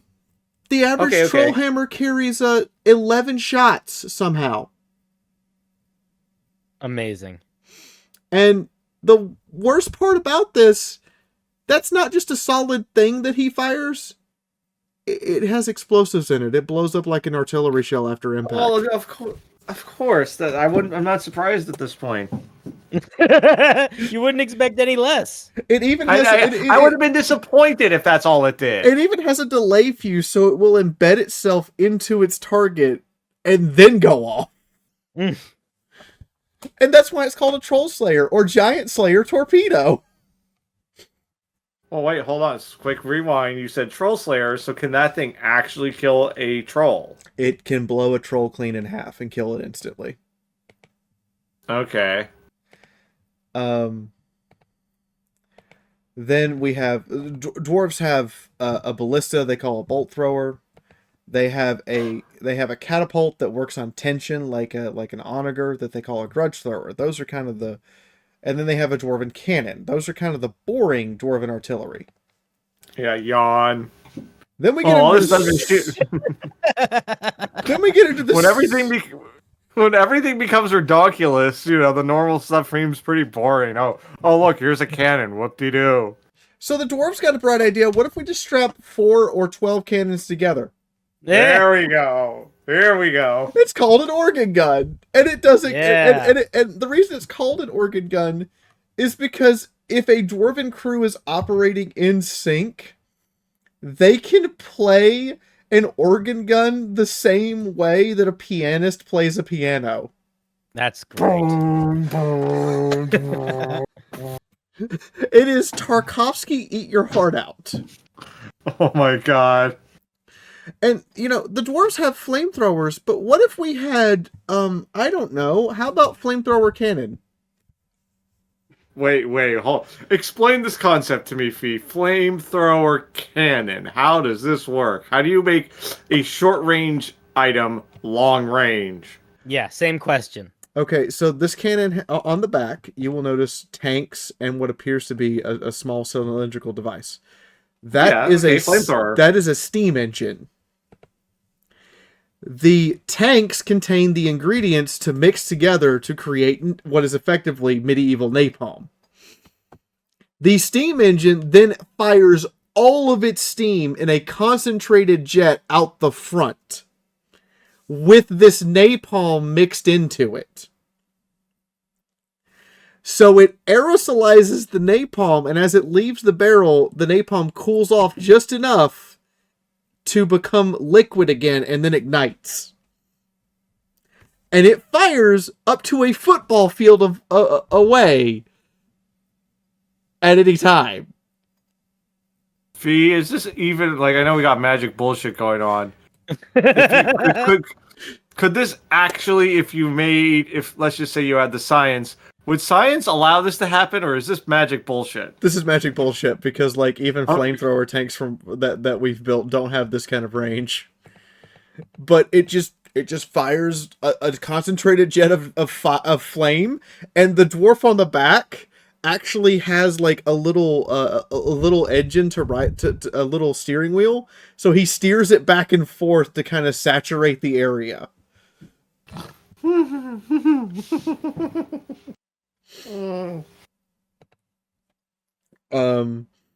Again, Fee, the more I find out about this race, the more I see, yep, this is why Fee likes this race so much. There is then the idea of, hey, wait a minute, what if we made a helicopter?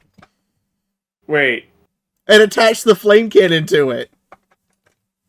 A flame copter, basically. It's called a gyrocopter, and it has 3 weapon variants. It has a steam cannon that just fires a concentrated burst of steam that causes burning and knocks people down. It has an actual flamethrower.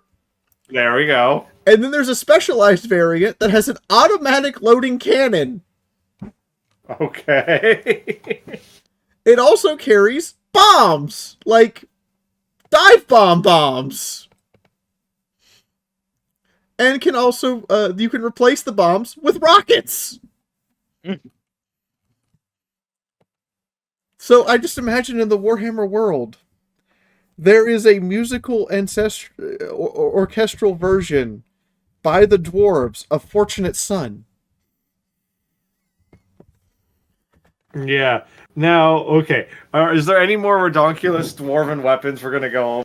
Or are we pretty much exhausted all of them at this point? No, we're not done. Oh, Fee's typing. There's more. I shouldn't have said that. So they supersized the gyrocopter. Mm-hmm. And made it a Chinook, and then gave it 20 bombs. And said, go forth, my son. Still operated by one person, by the way. Oh, wow. One person is able to operate this. Yes. That's all you need. One person, one beard. Yeah. All right. Any more weapons you want to talk about, Fee, or have we pretty much gone over all the bonkers ones? They have one last silly thing. Okay. The dwarves came up with an idea of inscribing runic protection against arrows and bullets and anything that could pierce it for a hot air balloon. Yeah, we forgot to mention this on the earlier one. Yeah, then they realized, if we're gonna do, then of course they supersized it into the Dwarven Thunder Barge. But right with, but they have both of these things, and I'm just like, why? Well, the interesting fact you told me about all the Dwarven airships, unlike with the ones that were used in World War I and World War II, one of the biggest problems is, this big, massive, Zeppelin can easily be shot down with a bunch of, 22 caliber or, small caliber enough bullets at this. So that's one of the many reasons why it never caught on. And there's an interesting video, even an alternate history did a great video explaining even if it took off, it would, long story short, basically be it was never going to be successful. But this takes that little detail, that problem, and fixes it by putting armor on it. So the dwarves who don't make it to 400 can have their souls instilled into a runic set of armor. Mm. And in doing so, they become rune guardians. These are dwarves that are about the size of an ogre, operating a stone, metal, mechanical suit of armor, using their soul as the power source. This is a version of what's the thing in 40K where a space marine Dreadnought. is basically this sounds like this is early this is fantasy Dreadnought. That's a thing. There's also the dwarven ram tank, which is exactly what it sounds like. It's how dwarves make rams, except for their steam tanks, and they're made. And the interesting part about a ram tank is it's not made of steel; it's made of stone. What? Why? They put a wooden deck on top for dwarves to stand on top and shoot with rifles and stuff, but the actual entirety of the tank itself is a piece of stone that's been carved out and made to be mobile. That's fun. That's pretty fun. But why did they ever explain why they used stone over steel? Because they literally carve these directly out of the mountain and craft the stone as if you were like a sculptor or a marble smith as one solid piece, which means that it's almost, you basically have to be ready to shatter a mountain to stop them from breaking down your door. Okay, that makes magical bullshit sense.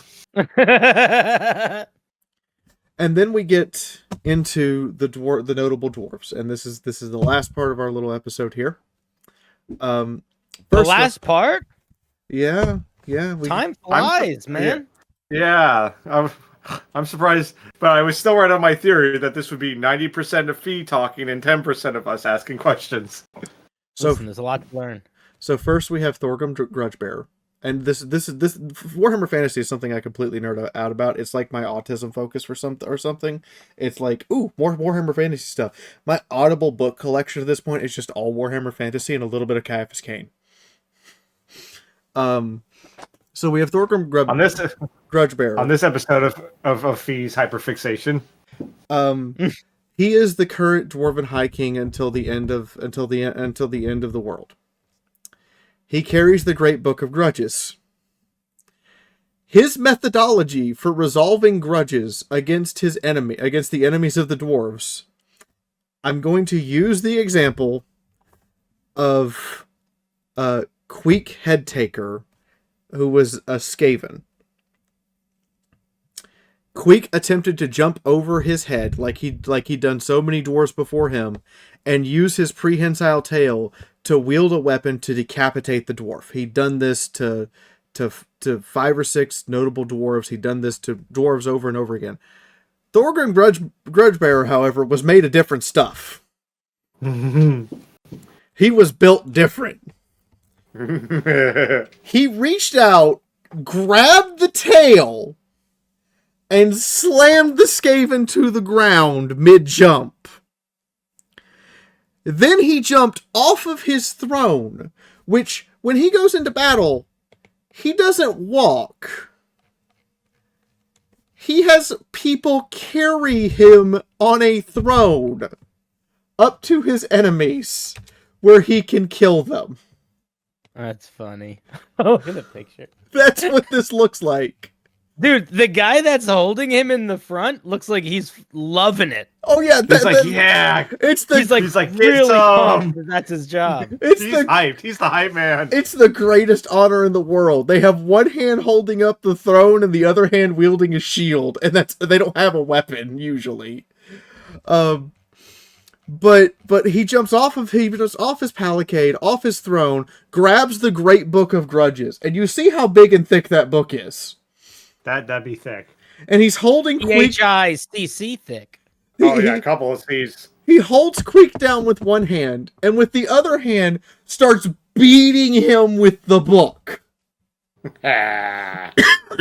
And every time he swings the book, he announces another grudge inside of that book that will be resolved by Queek's death.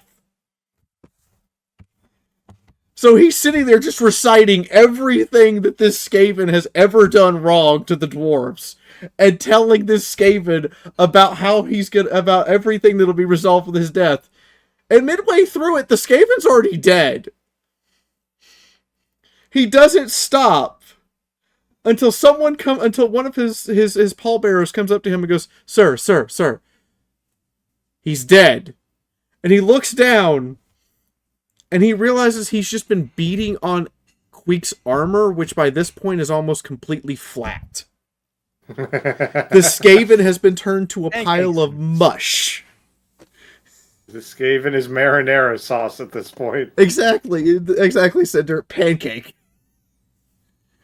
And that's how he resolves particularly hated enemies of the Dwarven Empire. He beats you to death with the book. We have Gotrek Gurnison, who is from the one novel series from Warhammer Fantasy that just never seems to go away, even for the 8-year period where we didn't have Warhammer Fantasy and now we have the old world back. And Gotrek, he's a slayer that just can't seem to die.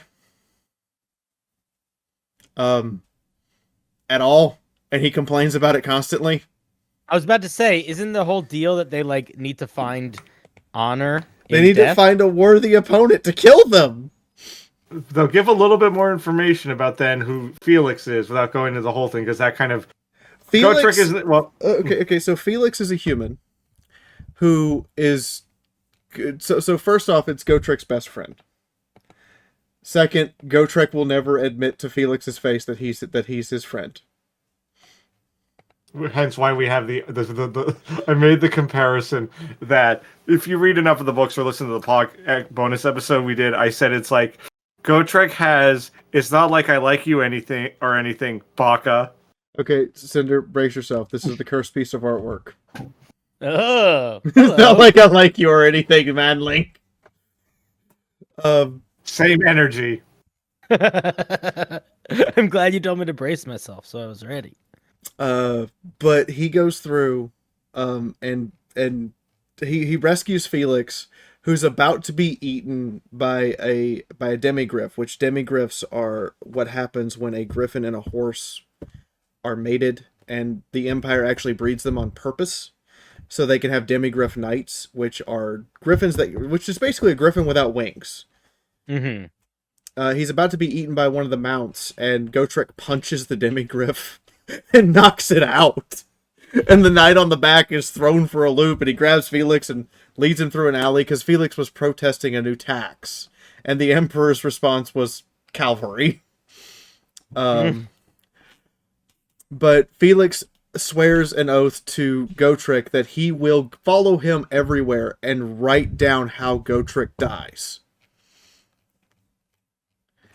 And Felix becomes one of the most famous bards of humanity in Warhammer Fantasy, because he writes all the stories of everything that happens, and his brother publishes those stories without telling him for the longest time, and makes Felix a ton of money from the publications. Mm-hmm. But Gotrek never finds his doom. Never? He is always denied. Dang. Even when the world ended and Age of Sigmar came along, Gotrek didn't die. He just went on to in Age of Sigmar to become the god of slayers. But he still never died. Okay. Yeah, we have jokes about that. We also have yeah. The next famous dwarf is Joseph Bugman, and he's famous for making his Sextuple X alcohol. Wait, what? Say that the sextuple X alcohol.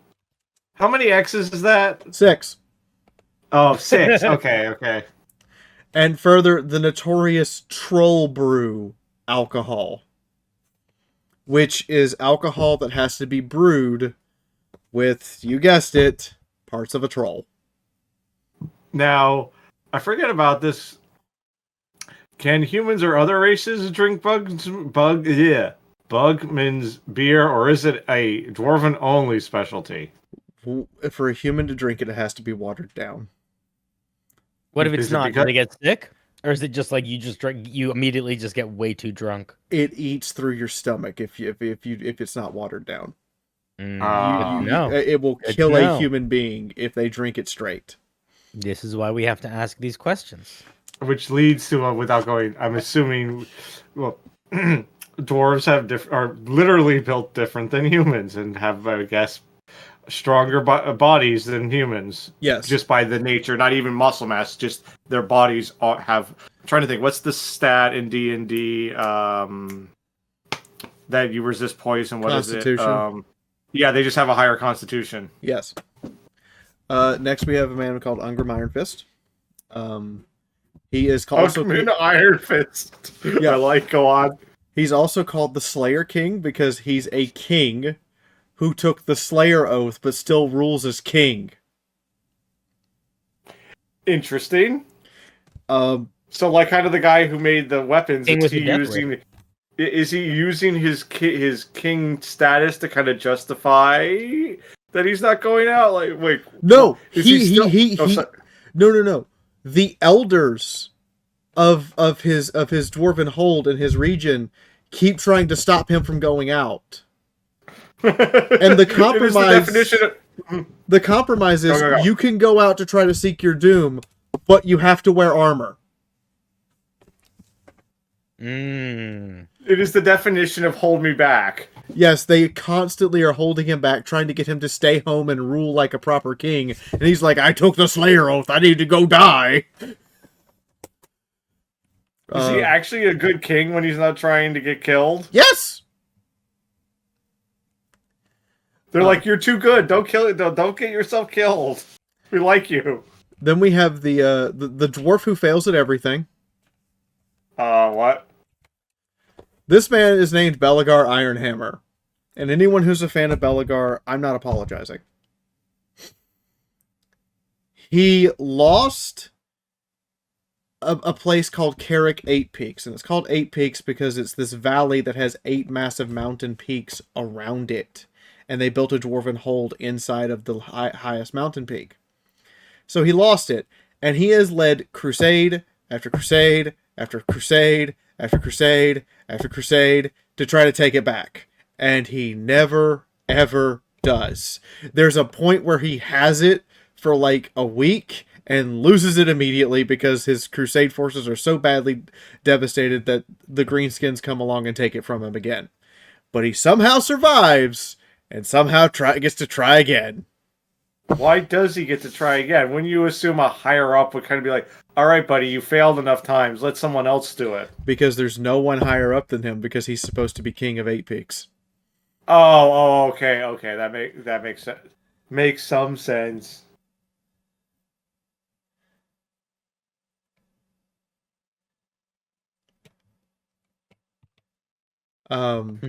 He eventually dies to Queek, but the funny part here is just the fact that he's led like 20 crusades to retake the 8 Peaks and never does it. Wait, don't go Trek and Felix go to 8 Peaks in the Dude, at that some poor point? guy. Yeah. So up next we have we have the Dwarven Runesmith of legend, who is currently in charge of the Runesmith Guild. His name is Thorbrick Ironbrow. And you see that big anvil behind him? Yeah. So I didn't talk about this because I was waiting for him to come up. He invented that anvil. And it's called the Anvil of Doom. Okay, I have questions. Go on. It is carried into battle by 8 dwarves. while he stands on the platform they're carrying with the anvil, and he can strike the anvil to cause it to unleash uncontrolled magical effects at his enemies. Wait, specifically uncontrolled? Uncontrolled, like it's gonna gonna target. happen? It's gonna target his enemies. He has no idea what it's gonna do when he hits it. That's so So funny. for it could range from all it's going to do is change their hair color to, oh, why are they now suddenly no longer breathing? Effects of his anvil of the anvil of doom he has that have been cited. An entire orc army simultaneously developed diarrhea mid-battle. Too much cheese. Hey. A great storm gathered over a bunch of dark elves and proceeded to unleash 200 lightning strikes without warning. A fireball was unleashed, but unlike a normal fireball that only has a 20-foot blast radius, this was the size of a dwarven thunder barge and exploded with the ferocity of a small miniature sun. Wait, so mini nukes? Well, I mean, the Skaven have nukes. The dwarves have them too. Just the dwarves can't predict when theirs is going to go off.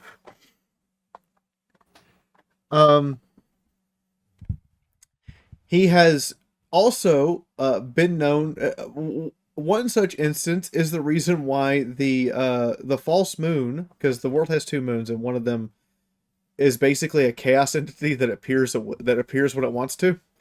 It's him striking the hammer is the anvil is one of the reasons that the false moon has a chunk of it that's been blown out because the anvil got pissed off at the moon and struck it. Wait. Classic, classic anvils getting pissed at moons. Tale as old as time. I'm just picturing the anvil just like flipping the moon off. And then we have the oldest dwarf to ever live. This man is called Grombrindle, the Great White Dwarf. He's called this because his beard, he's been around so long, his beard turned white. Not gray, white. Even he doesn't remember when he was born. Well, is there at least a record of when he was born? The elves have a record that indicates he shook the hand of the last true Phoenix King. That's the last elf to actually wear the crown of the Phoenix King and not the fake one they made after the dwarves stole it. And he was already old when he shook that man's hand.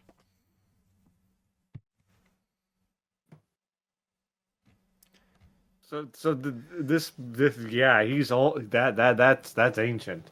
And the weird part is people have seen him die several times. And then he comes back. Oh. He is the only dwarf to apparently still remember the secret the dwarven art of self-resurrection, which has been lost to time. Self-resurrection? Yes. Okay. He keeps getting back up. That's very silly. He's literally is, I get down, I get up again, I get down, I get up again. So wait, so I'm gonna ask the stupid question. Has he deemed he knows how to do it? Why isn't he written it down or taught it to someone? Because he thinks all the other dwarves don't deserve it because of all the screw-ups they've had over the years and all the grudges that are still unresolved. You know, he's got a point. He thinks that he looks at them and go, none of you are worthy. And I'm assuming one never becomes worthy to take it. Nope. His final fate is actually completely unknown. Even in the end times, his fate is not mentioned. In the end times, after the last great battle with dwarven battle, while they're sitting around trying to figure out what to do next, he puts on a cloak, grabs a flask, and just walks off into the night.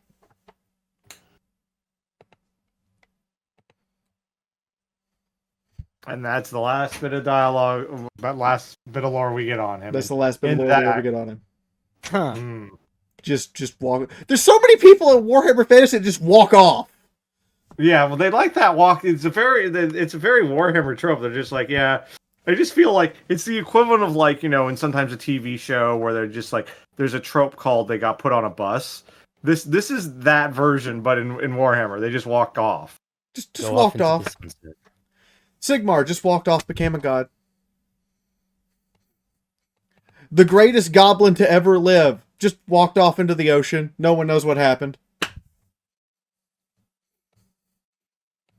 I mean, this goblin at one point turned the human capital into a race course and the only reason he left wasn't because the humans got rid of him.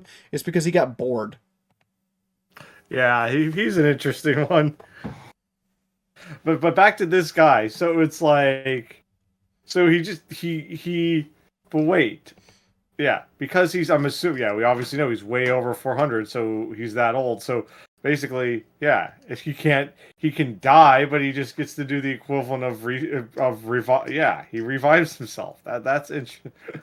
He often appears to ensure a dwarven victory and then disappears after the battle. Or sits around for the celebration, and then when everyone wakes up, he's just gone. Yeah, I was about to say, I'm like, he's not going to miss a good party. Though, man, the party stories this dwarf has, oh my god. Yeah, no, he was there when Dwarf House was founded.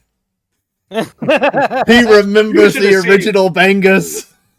It's like he'd be like, dude, you thought these parties were lit, man. Back in my day, I remember coming up with that shit. And then there is the last notable dwarf that we haven't mentioned yet, who doesn't get as he gets a lot of third party mentions, but we never actually get his story. This is the only artwork that's been ever drawn of him. This tells you how little they've actually given any information on this guy. He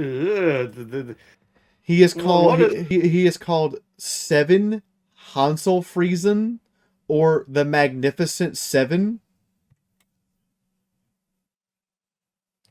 Why is my boy's nose so ugly, like an old witch's nose? I don't know. He is head of the Engineers Guild for the King of the Dwarves, but there's a catch. His original upbringing, he was a wild cave dwarf. Oh. He was literally caveman Unga Bunga. How did Unga Bunga became? Well, actually, and then he became the head of the Engineers Guild. He went from Unga Bunga to, well, I actually am a scientist myself. Yes. And some of his innovations are absolutely bonkers for someone in the era he's in. All right, let's go. Yeah, let's hear him. He invented a flamethrower distillery that could instantly distill alcohol within 10 minutes into being drinkable. But it's also a flamethrower? Yeah, you use a flamethrower to operate it. Oh, amazing. I know. I'm like, it's like, I'm trying to find something wrong with this, but I'm like, nope, this is a good one. This is a banger. He invented a wireless steam radio that you could talk to people over. Well, first of all, let's start with, there's a lot to unpack with that one. The fact that he invented radio to begin with. Yeah, that's some high-level thinking. Yeah, this is big brain time. So, not only is it radio, wireless steam-powered radio. Jesus Christ. Whoever is in charge of the dwarves really likes their steampunk. He invented the Aerial Wonder Rocket, which is a rocket that actually leaves the atmosphere that one can ride in if you need to get from point A to point B really fast right now. It's effectively a ballistic missile with a parachute. It's, hey, Elon Musk, fuck you. More or less. In general, fuck you, but also in this case, fuck you, SpaceX. The helicopters I showed you guys, he invented them. Yeah. Is there an explanation? Like, do we have the hero's journey of how he went from Unga No, Bunga? that's the worst part. Is he's only mentioned by third party, so it's people talking about what the things he did or how he He's came to do stuff. he's like the legendary. He's like the whispered. Yes. Yeah. He's like the whispered one. He's like the people talking about John Wick at the beginning of John Wick who no one understands. They're just like, he's this guy. And his last invention of all is using the submersibles that the Skaven came up with. He made a dwarven attack submarine. Amazing. This has the energy of time traveled from like well, I want to say World War II, but Rocket is Cold War, so it's like he traveled. I feel like they just forgot to mention like a bit of lore in him. I'm sure like someone either wrote it and lost it, and they just kept going. But I'm like, either some like deity of inspiration like just struck this dude on the side of the head. Quite possibly. Now, this is the part of the episode where we do questions. So, Cinder, go ahead. Yeah, I got questions too, but yeah, you Cinder, you go. Okay. At what age do dwarves start growing beards? And does them starting to grow a beard like indicate something? Like, do they start to be treated differently in society, or does it have like an impact on? Yeah, is it like to give another example? Like, is it does it imply puberty or like Okay, so or what? so Well, yeah, dwarven men, notice as men, begin growing beards at age 12. It indicates puberty, and it indicates the time in which they will begin to learn their craft. On average, a dwarf lives to be 200. And I'm going to go ahead and answer a different question. Dwarven women do not have beards, but in order to disguise their women, dwarven women will wear their hair braided in such a way that it resembles a beard. Now, is that within Dwarven society or when they leave Dwarven society? Both. It is when they are out among Dwarven society, they are almost never let out without bodyguards, but they also will wear their hair in such a way to disguise themselves so that they look like they have a beard. And the reason they do this is so that suitors don't come running up to them trying to steal them away without permission from their parents. Now, okay, that opens up another question. Cinder, if that's your question, that I have a not a rebuttal, but a piggyback question. Yeah, piggyback. Then what is views on sexuality that isn't just straight? Because we have a very at least in the animated, I have not seen the live adaptation of kind of one of the, it's a little bit of a joke in Mulan, is the dude going, wait, do I like dudes? And then his relief when he finds out Mulan's a woman.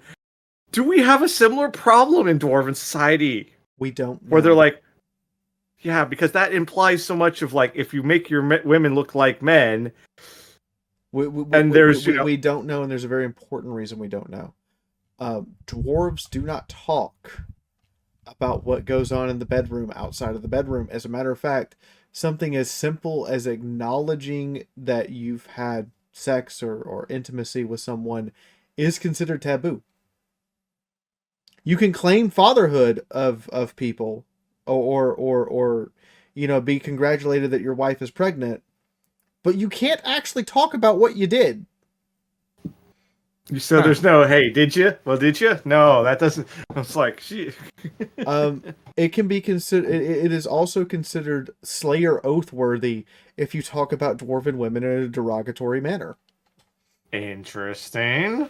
But we don't know. Like Gotrek and Felix, the very first novel. There are some trappers who in a bar who try to take Felix up to a room and use him as a pretty boy. That doesn't go well for them. But the point is that is acceptable within the Empire. We don't know what's acceptable in dwarf lands. We know that there are gay elves There are both male and That female joke gay just wrote elves. itself, E. Yeah. We know that exists. There's even mention of a couple of elven gay marriages, but we don't know what the dwarves do. Hmm. They won't talk about it. It is like don't ask, don't tell, taken to the extreme. Cinder, do you have other questions? So I know that Warhammer do they ever? Okay, this is a silly question, but maybe it's not. Do they have a mechanism or a device? What is the biggest hammer? And do they have a machine or a giant robot that hits things with it? So, the biggest hammers that are used by the Runic Guardians. A Runic Guardian can stand... The largest Runic Guardians stand outside of Karaz-a-Karak, which is the Dwarven capital. Mm-hmm. How big is this hammer? The hammer stands at roughly 150 feet tall. Okay. Okay, And the statue is the same height. Well, of course. And in the Perfect. event of a siege of Karak Azakarak, the statues will come to life and attack. Amazing.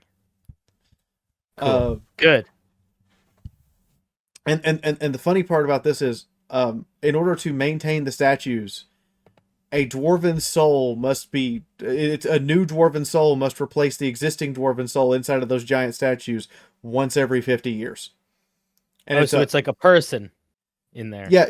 All the Runic Guardians are a dwarven soul that's been moved... That the dwarven body has died and the soul has been moved over to the Guardian's body. But they can only power that Guardian for 50 years before the soul is too depleted to keep going. I'm assuming that's like a big honor to do. Like that's almost like a is it like almost like a weird like end of life pilgrimage for some dwarves, or is it like a punishment? It is the greatest of honors to be selected by your clan to become a Runic Guardian. Oh. It is considered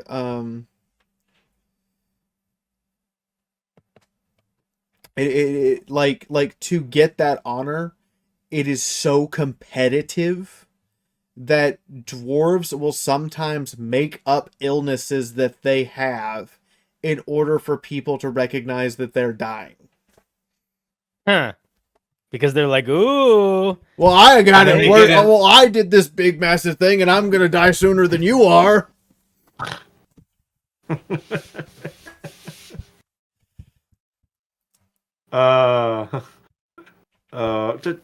What happens if you made up that disease and then you end up not dying? Like that's kind of awkward. Well, part of it is when you're going through this process. Have either of you ever played the first Dragon Age game?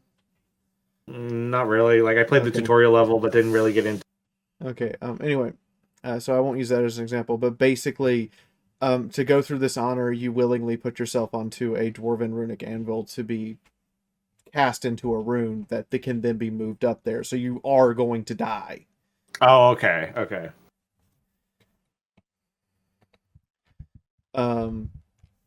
Any other questions? Well, I got a bunch more of usual ones, but Cinder, if you got any more. No, I'm gonna hear yours. All right, so I usually have a usual list of questions, so we'll start with that and see if that sparks anything in you, Cinder. Haha, didn't mean unintentional joke. Heyo. Heyo. Okay, what is the average welfare, poverty, economic level of your average dwarven citizen? So, one of the reasons you can you can decide to take the Slayer Oath is abject poverty. If you're homeless, it is considered a total failure by you. Hmm. But on the flip side of that, so dwarves who are in a guild, like let's say you're in the Baker's Guild, at the very minimum, you will have a place to stay at the bakery, and you'll at least have food. But usually it's considered criminal to underpay your underlings for any reason, because the dwarves have this idea that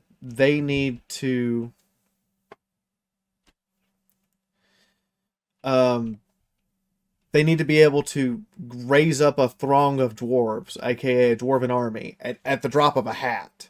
And that means that everyone needs to have an axe and the ability to use it, and the wellness and welfare to be used to be a soldier for the army at any given time. So, for lack of a better term, weaponized socialism. Yes.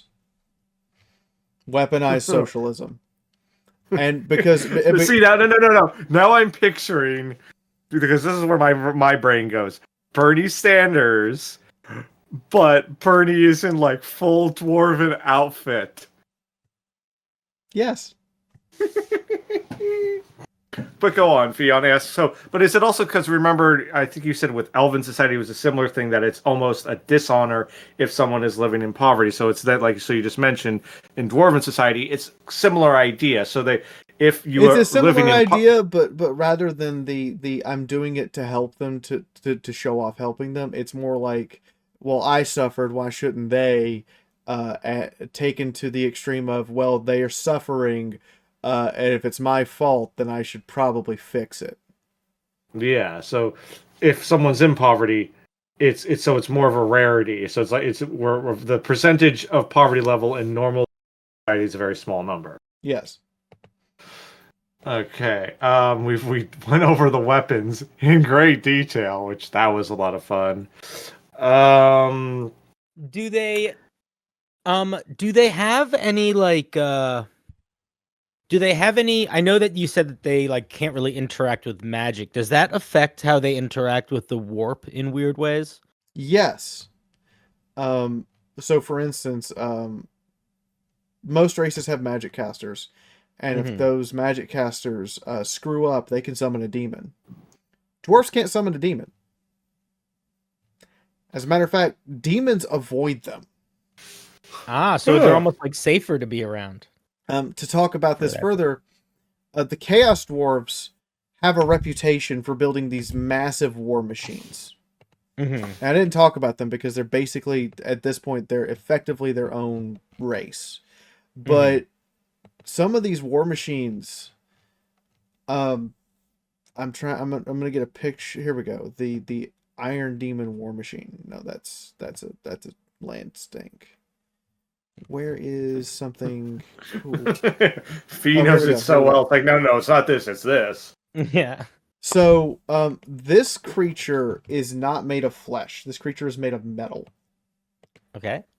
And it's powered by taking a demon and forcing it into its body. Ah. And making the demon run an engine to run the machine. So, not only are dwarves avoided by demons, dwarves to demons, dwarves be scary. Yeah. Dwarves make demons their bitch.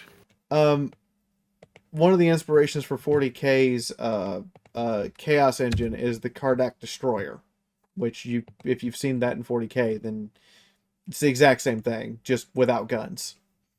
Mm-hmm. They force a demon, specifically of Khorne, into it, make it so pissed off that it just absolutely cannot stand it, and then it can't leave the engine until the engine's broken. Yeah. You know, dwarves BDSMing demons against their will. Yeah, classic dwarves. Any other questions? Well, you mentioned the whole. This goes back to the marriage thing. Seems like a very. Is it then often? Do we have more like Japanese society where typically one or two children, or is it more Midwest America where it's like as many babies as possible? As many as possible. Dwarven women, on average, have about 50 children. Over how long? About 200 years. Okay. That's still a big number, but that time frame, I'm like, okay, well, That's that's a child about once every 4 years. Straight up. And they live for 200 years, and they just, because they know that in order to keep their species going, they need to have lots of babies because only 1 in 10 of them are going to be women. oh, okay. Just connecting the dots, going, okay. Well, then also, speaking of women, what is the in terms of rights, matriarch, patriarch? Like, obviously there are less women, but in terms of like status. So, women are not allowed to become slayers. Just period. You're not allowed. Women are often restricted where they can go because they're considered prized and valuable in terms of like, our species only exists if you stay home and if you actually stay in the hold. However, it is not uncommon at all. It's, matter of fact, it's a common sight. Dwarven women participate in guilds just like dwarven men. The difference being dwarven women don't travel very much. But a pregnant dwarven woman will also still be at the blacksmith guild working an anvil. Nice. So, yeah, I'm just like, you're like 8 months pregnant? Yep. And you're still slamming an anvil? Yep. What the hell? Well, there's a great quote. Oh, you should. I feel like you would like this series called "Dealing with Dragons," where at one point, one of the protagonists gets pregnant, and someone comments on it like, "Why are you going on this adventure?" And she goes, "I'm pregnant. I'm not made of glass." Mm.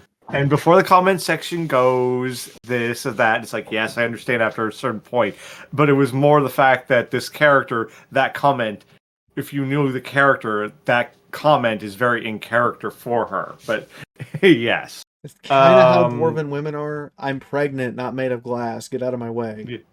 Yeah, I really it's a great, Dealing with Dragons is a great fantasy series where it pokes so much fun at like fantasy tropes, and I love the protagonist so much. She is amazing. But back to this for questions. So then are in the guild with, then women have about the same status? Are there any like what famous women inventors? Question mark. If there are, I don't have a list for them. Hmm. There's not a lot of engagement with dwarven women in Games Workshop. What a surprise! There's some tongue-in-cheek stuff here and there, but otherwise, most dwarven women that show up in books show up as kind of like the courtly figure who is running the house and in fact, to illustrate the power of a dwarven woman, Belagar Ironhammer's wife, when Gotrek and Felix meet him, he's at first going to throw Gotrek and Felix out, but then she leans over and whispers something that we, the readers, are never told. And Belagar goes, "You know what? My wife's right. You're good." Okay, interesting. But again, it's one of those, I've made this complaint several times, and we'll continue probably till we're done doing this podcast, which will be a while. These are moments where it's like, oh, these books were written by or by white men. It's okay. It's okay. Yeah. I know, but it just annoys me from a story plot point. And no, I'll be specific. No. Straight white men. No. It's not about them being written by straight white men. It's about them being written by the British. Having a British wife, I could say that. These books are written by the British. Okay, that explains a lot Different of things. culture. Yeah, okay. Because I forgot that Games Workshop is British. For some reason I had in my brain that they were American, but that still doesn't excuse them for some things, but makes a lot other things make some more sense. Well, having been to the UK like 20 times, British culture is really, really completely different than ours. Yeah. Even the language is not as similar as you think it is. And I have had more than 10 occasions where my in-laws or my wife says something and I have to look at them and go, "What?" Oh, there's a similar one. I forget if it was Scottish or British, but still that part of the world. There was the comedian we had last night was telling a story where he mentions it's somewhere in Europe or England. The term "knocked up" means something different. Where in there it means knocking up means to wake somebody up, while in America, knocked up means is to get a woman pregnant. That is one of the instances with my wife where she told me, "Hey, can you go knock up my mom?" I'm like, "What?" And she was surprised at that reaction. Like, if you really want, we can try. Well, it's like we've watched enough hentai to know where this is going. Jesus. I mean, I then had to explain to her that does not mean that in the States, and she was like, "Oh." I could picture what was the look on her face when you had to explain that. She told me, "No, that can't be right." And I handed her my phone because my phone is an American phone, whereas her phone will give her a different definition. I go ahead, type it in. She types it in and she goes, "Oh my God, what is wrong with America?" I'm like, "Lots of things." Yeah, lots of recently a lot more things, but yeah, for a while, even before this year, lots of things. Okay, I'm trying to think of other. Well, the kind of on a fun note. So we mentioned the Book of Grudges, but there's something that's the other end of the spectrum. Oh, right. So, dwarves have two books. One of them is the Book of Grudges, and it's always the Book of Grudges is super thick. Then we have the Book of Remembrance. Mm-hmm. If you are put down in a dwarf's Book of Remembrance, it means you did something so amazing, fantastic, or out of your way that there is nothing you could do short of killing another dwarf without cause for them to ever put you in a Book of Grudges ever again. What's some like are there examples of things that people have done? Is it like great feats of strength, or is it like great feats of like strength, living lives like of- Sigmar rescuing the Dwarven King? There's a man from the Empire called Leonardo. He's basically this universe's Leonardo da Vinci. His invention of smokeless gunpowder was considered one of the greatest inventions of all time, and the dwarves put him in the Book of Remembrance. Another example is the Louis Leoncoeur, who is the last king of Bretonia. He saved dwarven holds and righted several trade disputes sometimes out of his own pocket. To the point the dwarves put him, before he was even crowned king, he was already in 3 different dwarven clans' Book of Remembrance. I was about to say, is it sort of like what you said about the Book of Grievances, where everyone kind of has their own Book of Remembrance also? Yes, there is a great Book of Remembrance, and then everyone has their own. Usually it's a smaller book than the Book of Grudges, because let's face it, you're not going to open that book very often. No, but still, it's such an interesting concept. Then also go, so like, is there within reason, can any race be put into the Book of Remembrance? Anyone can earn a place in a Book of Remembrance, but you can lose it. Fair enough. To give an example, Beatrice the Monumentally Cruel, who was an empress of the Empire of Man, attempted to force all of the dwarves of the Empire to follow Sigmar. Oh dear. Before this, before she was crowned empress, she had been put in the Great Book of Remembrance by the dwarves. For saving a rebuilt Bugman's brewery. When she did this, they not only took her out of the Book of Remembrance, they put her in the Book of Grudges. Oof. Because she tried to make the dwarves stop worshipping their ancestors. Then, silly question. Well, actually, 2 questions. First one is can you just be removed from the book and then not put into grudges, or if you're removed from grudges, you're probably going to grudges? I don't have a citation where someone's been removed from the Book of Remembrance and not put into the Book of Grudges. I do have a citation where someone where someone righted a grudge and was added to a Book of Remembrance because of how they righted it. Okay, so some weird wording or how it was. Okay, then follow up, because I don't think we touched on this. What do your typical average dwarf worship? And the ancestors. They worship dwarven ancestors who have become minor deities. Oh, so literally with dwarven society, anyone who's a god was once a quote unquote normal dwarf that then ascended to godhood. Yes. Oh, so it's not like other ones where, oh, we've always had this god. It's like, no, this person had to be a person and now they're a god. Mm-hmm. Which is a neat way, I think, of godhood to exist, in my opinion. Yeah, that is kind of neat. So yeah, basically, and then when you become a venerated ancestor, you can eventually become an ancestor god if enough people decide to follow your example. So it's the stepping stone of dwarf. You got past 400, now you're an ancestor. You became a venerated ancestor upon your death, and you get enough worshippers, you become a dwarven ancestor god. So there's this real high motivation.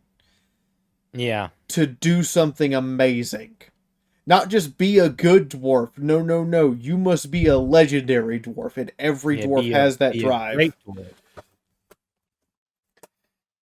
Which does explain some of the bizarre and wacky squads in the military of like, okay, now knowing that, the fact that like you want to ascend to some kind of glory, I'm like, okay, I can see why they've done these ridiculous weapons or have these bizarre fighting regimens.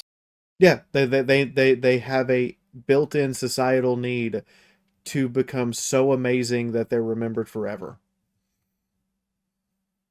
Oh, and now I remember another minor question. Your average dwarven diet? Well, beer, of course, but there's lots of ale and beer. They're not hard alcohol drinkers. They like ale and beer, and it has to be smooth for them. I don't know what smooth for them tastes like, but it has to. It can't have like a heavy burn to it. It has to be pleasant. Dwarves also consume tons of sausages. I was waiting for you to you beat me to it. That's fair. But dwarves really like the sausage. That they have learned to turn any form of meat into a sausage. So even if it's like, let's just say a cow that has high quality beef, they're just going to be like, someone's like, your average. All right, let's make steak. They're like, no, sausage. But we have this tenderloin sausage. Yes. And then they also they eat a lot of mushrooms. And and one of the more famous meals that happens, and it's not even in Go Trek and Felix, it's in a different novel altogether. I forget the name of the novel, but I remember this from a kid where basically dwarven street food or dwarven fast food is they take caramelized mushrooms, some sort of sauce that I don't remember the name of it. It's not like a sauce we have in real life, but they pour it into a loaf of bread that's been cut out, and then stick sausages into stuff the loaf of bread with sausages until it's completely stuffed, and then seal it back up with another piece of bread and butter, and then hand you this steaming hot loaf that's just stuffed with sausage, mushrooms, and this dwarven sauce, and you just eat it as you walk around until there's nothing left. I feel my arteries slamming shut. But it'd be so worth it. Yeah. And I remember that as a kid. We need to contact Binging with Babish and be like, yo, try and make this. Try to make dwarven sausage bread. And dwarves hate onions. Interesting. I don't know why. So no Philly. I don't know why. They really hate onions. which you would think they wouldn't because they have such a not saying onions are poisonous, but they have such a high constitution. You would think onions wouldn't be a problem. Then okay, we're No, going. they just really don't like the minute. flavor. Oh, the flavor. Okay. The dwarven society as a whole just does not like onions. It's not that. What about garlic? Garlic's fine. Okay. Um, Also, side note about mushrooms. You make the joke, but it's like mushrooms are actually good for you. Like regular, So we've hit the limit here. And because yeah, we're I at the think limit, so. Sally, do you have anything you want to plug or announce or let anybody know about? Just go check me out on YouTube. Cinderblocksally on YouTube.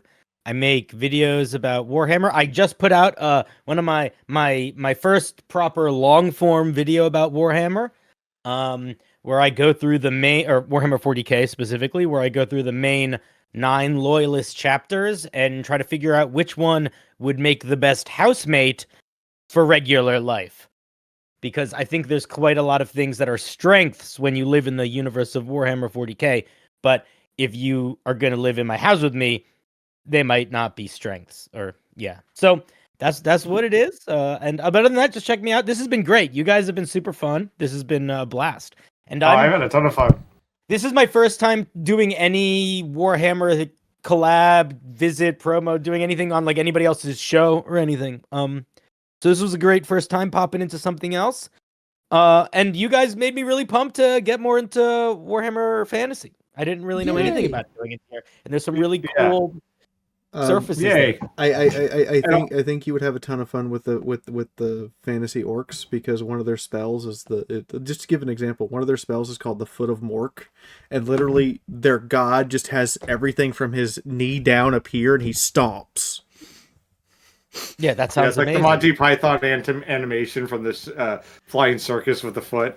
And if you want to dig more, not to try and plug our own thing, but in all serious, we've done so many of our previous episodes. Like for me too, like I mentioned in like episode 1, I knew like next to nothing about Warhammer, and just the way we go over it has been a great kind of overview of like things to explore. Just be like, oh, okay, a little bit of orcs, a little bit of high elves, so, because we dig into things just and kind of go over stuff, like kind of what we've done here. And now I have to mention something, because we almost got through an entire episode and it didn't happen. No, oh no, they're coming back. So during the end times, one of the reasons the dwarves were unable to get to Ulthuan, which is the elven island, which is kind of like Warhammer Fantasy Atlantis, to help stop the forces of chaos, is because their fleet was intercepted by the vampire pirates in the Sea of Claws. I was like, we're gonna get through a whole episode. No, we're not. I skipped over this part for time. But yeah, the vampire pirates did a thing, which is what we're doing next week. We're actually going to do the vampire pirates next week, despite the fact they somehow make it into every episode. We may as well every just have single theirs. episode, even though it has nothing to do with them. They've somehow every episode we've done, they seem to almost always make it in. The one super duper quick question, Fee, where the dwarves live. What's the equivalent in our world? Is it like Germany, England? Like what part of the world, to give a comparison, is it? The Tibetan mountain range. Okay. So like it's like the Tibetan mountain range and the Caucasus Mountains, that kind of area. Okay. The other thing I'm going to plug is that on Wednesday night now we have Warhammer Fantasy RPG. We did our first session this week. We also got some lovely fan art for the first time. Like first session we got fan art. I was shocked. Nice. And you can see that in the description below. I linked. I'll have it linked on my Blue Sky account. I'll also have Cinderblocksally's stuff linked. But I was surprised that we immediately got little chibi fan arts of our characters. The person started drawing this at about an hour into the live stream and finished it just before the live stream ended, and they did one for all 5. Who's the artist? Awesome. Their name is Demo Reel. But yeah, that's everything. Oh, those are. Oh my god, those are great. I love it. Please do hit the like button, and remember that creators like myself and Cinderblocksally are supported by you guys. We usually don't. I don't know if Cinderblockally's ever taken a sponsor, but I never have. And I know we almost always either have a Patreon or a Ko-fi or some other way to financially support us. Without that support, we can't do stuff like Cinderblockally's custom artwork that I'm now going to put center screen and blow up, so everyone Which is can pretty cool. Oh, it's great. He got as usual. We can still continue to fund this. All of our guests get custom artwork for themselves, and they are free to use it. It is theirs. So for being here, Cinderblockality, this piece of artwork, it's yours to use however you see fit, or never again. It's entirely up to you. Oh, that's very kind. Yeah, because of because this is powered by people, we can choose. We make the joke, but it makes us so we don't have to always do the same segments. We don't have someone saying, "Oh, you've got to do this." We can do whatever the hell we want with this. Yeah. And here's the raw file, so you can have it and save it and do what you want with it. In the meantime, thank you all for coming.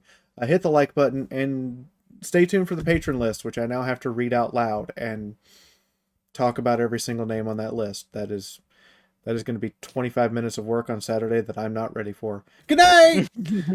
Bye, all.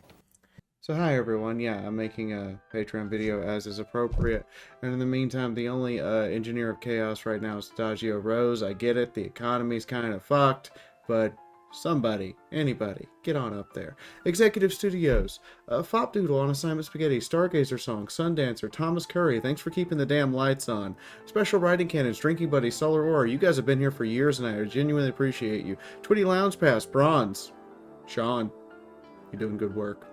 Explosives R&D team. Somebody's got to make the explosives around here. Phony Chick, Ryan Dragonwolf, Stormy Skies, Zeeb, and the other person that I missed. I'm sorry I missed you. Office Raiders, Brendan Kendall, Insane Scorpion, Justin Ragers, Carl Branson, Legate Lori, which by the way, it's her entire fault that we have any RimWorld series. You should be thanking Lori. Testing audience, Paulus the Mad. Meh? Seriously, your name is Meh? Producers credits, Chaos Blur, or David Birch. Final Sight is the reason why we got to play Vampire the Masquerade over Christmas. You can thank Final Sight. Also, Gare Riviere, he's been here since 2014. Anyway, see you all later.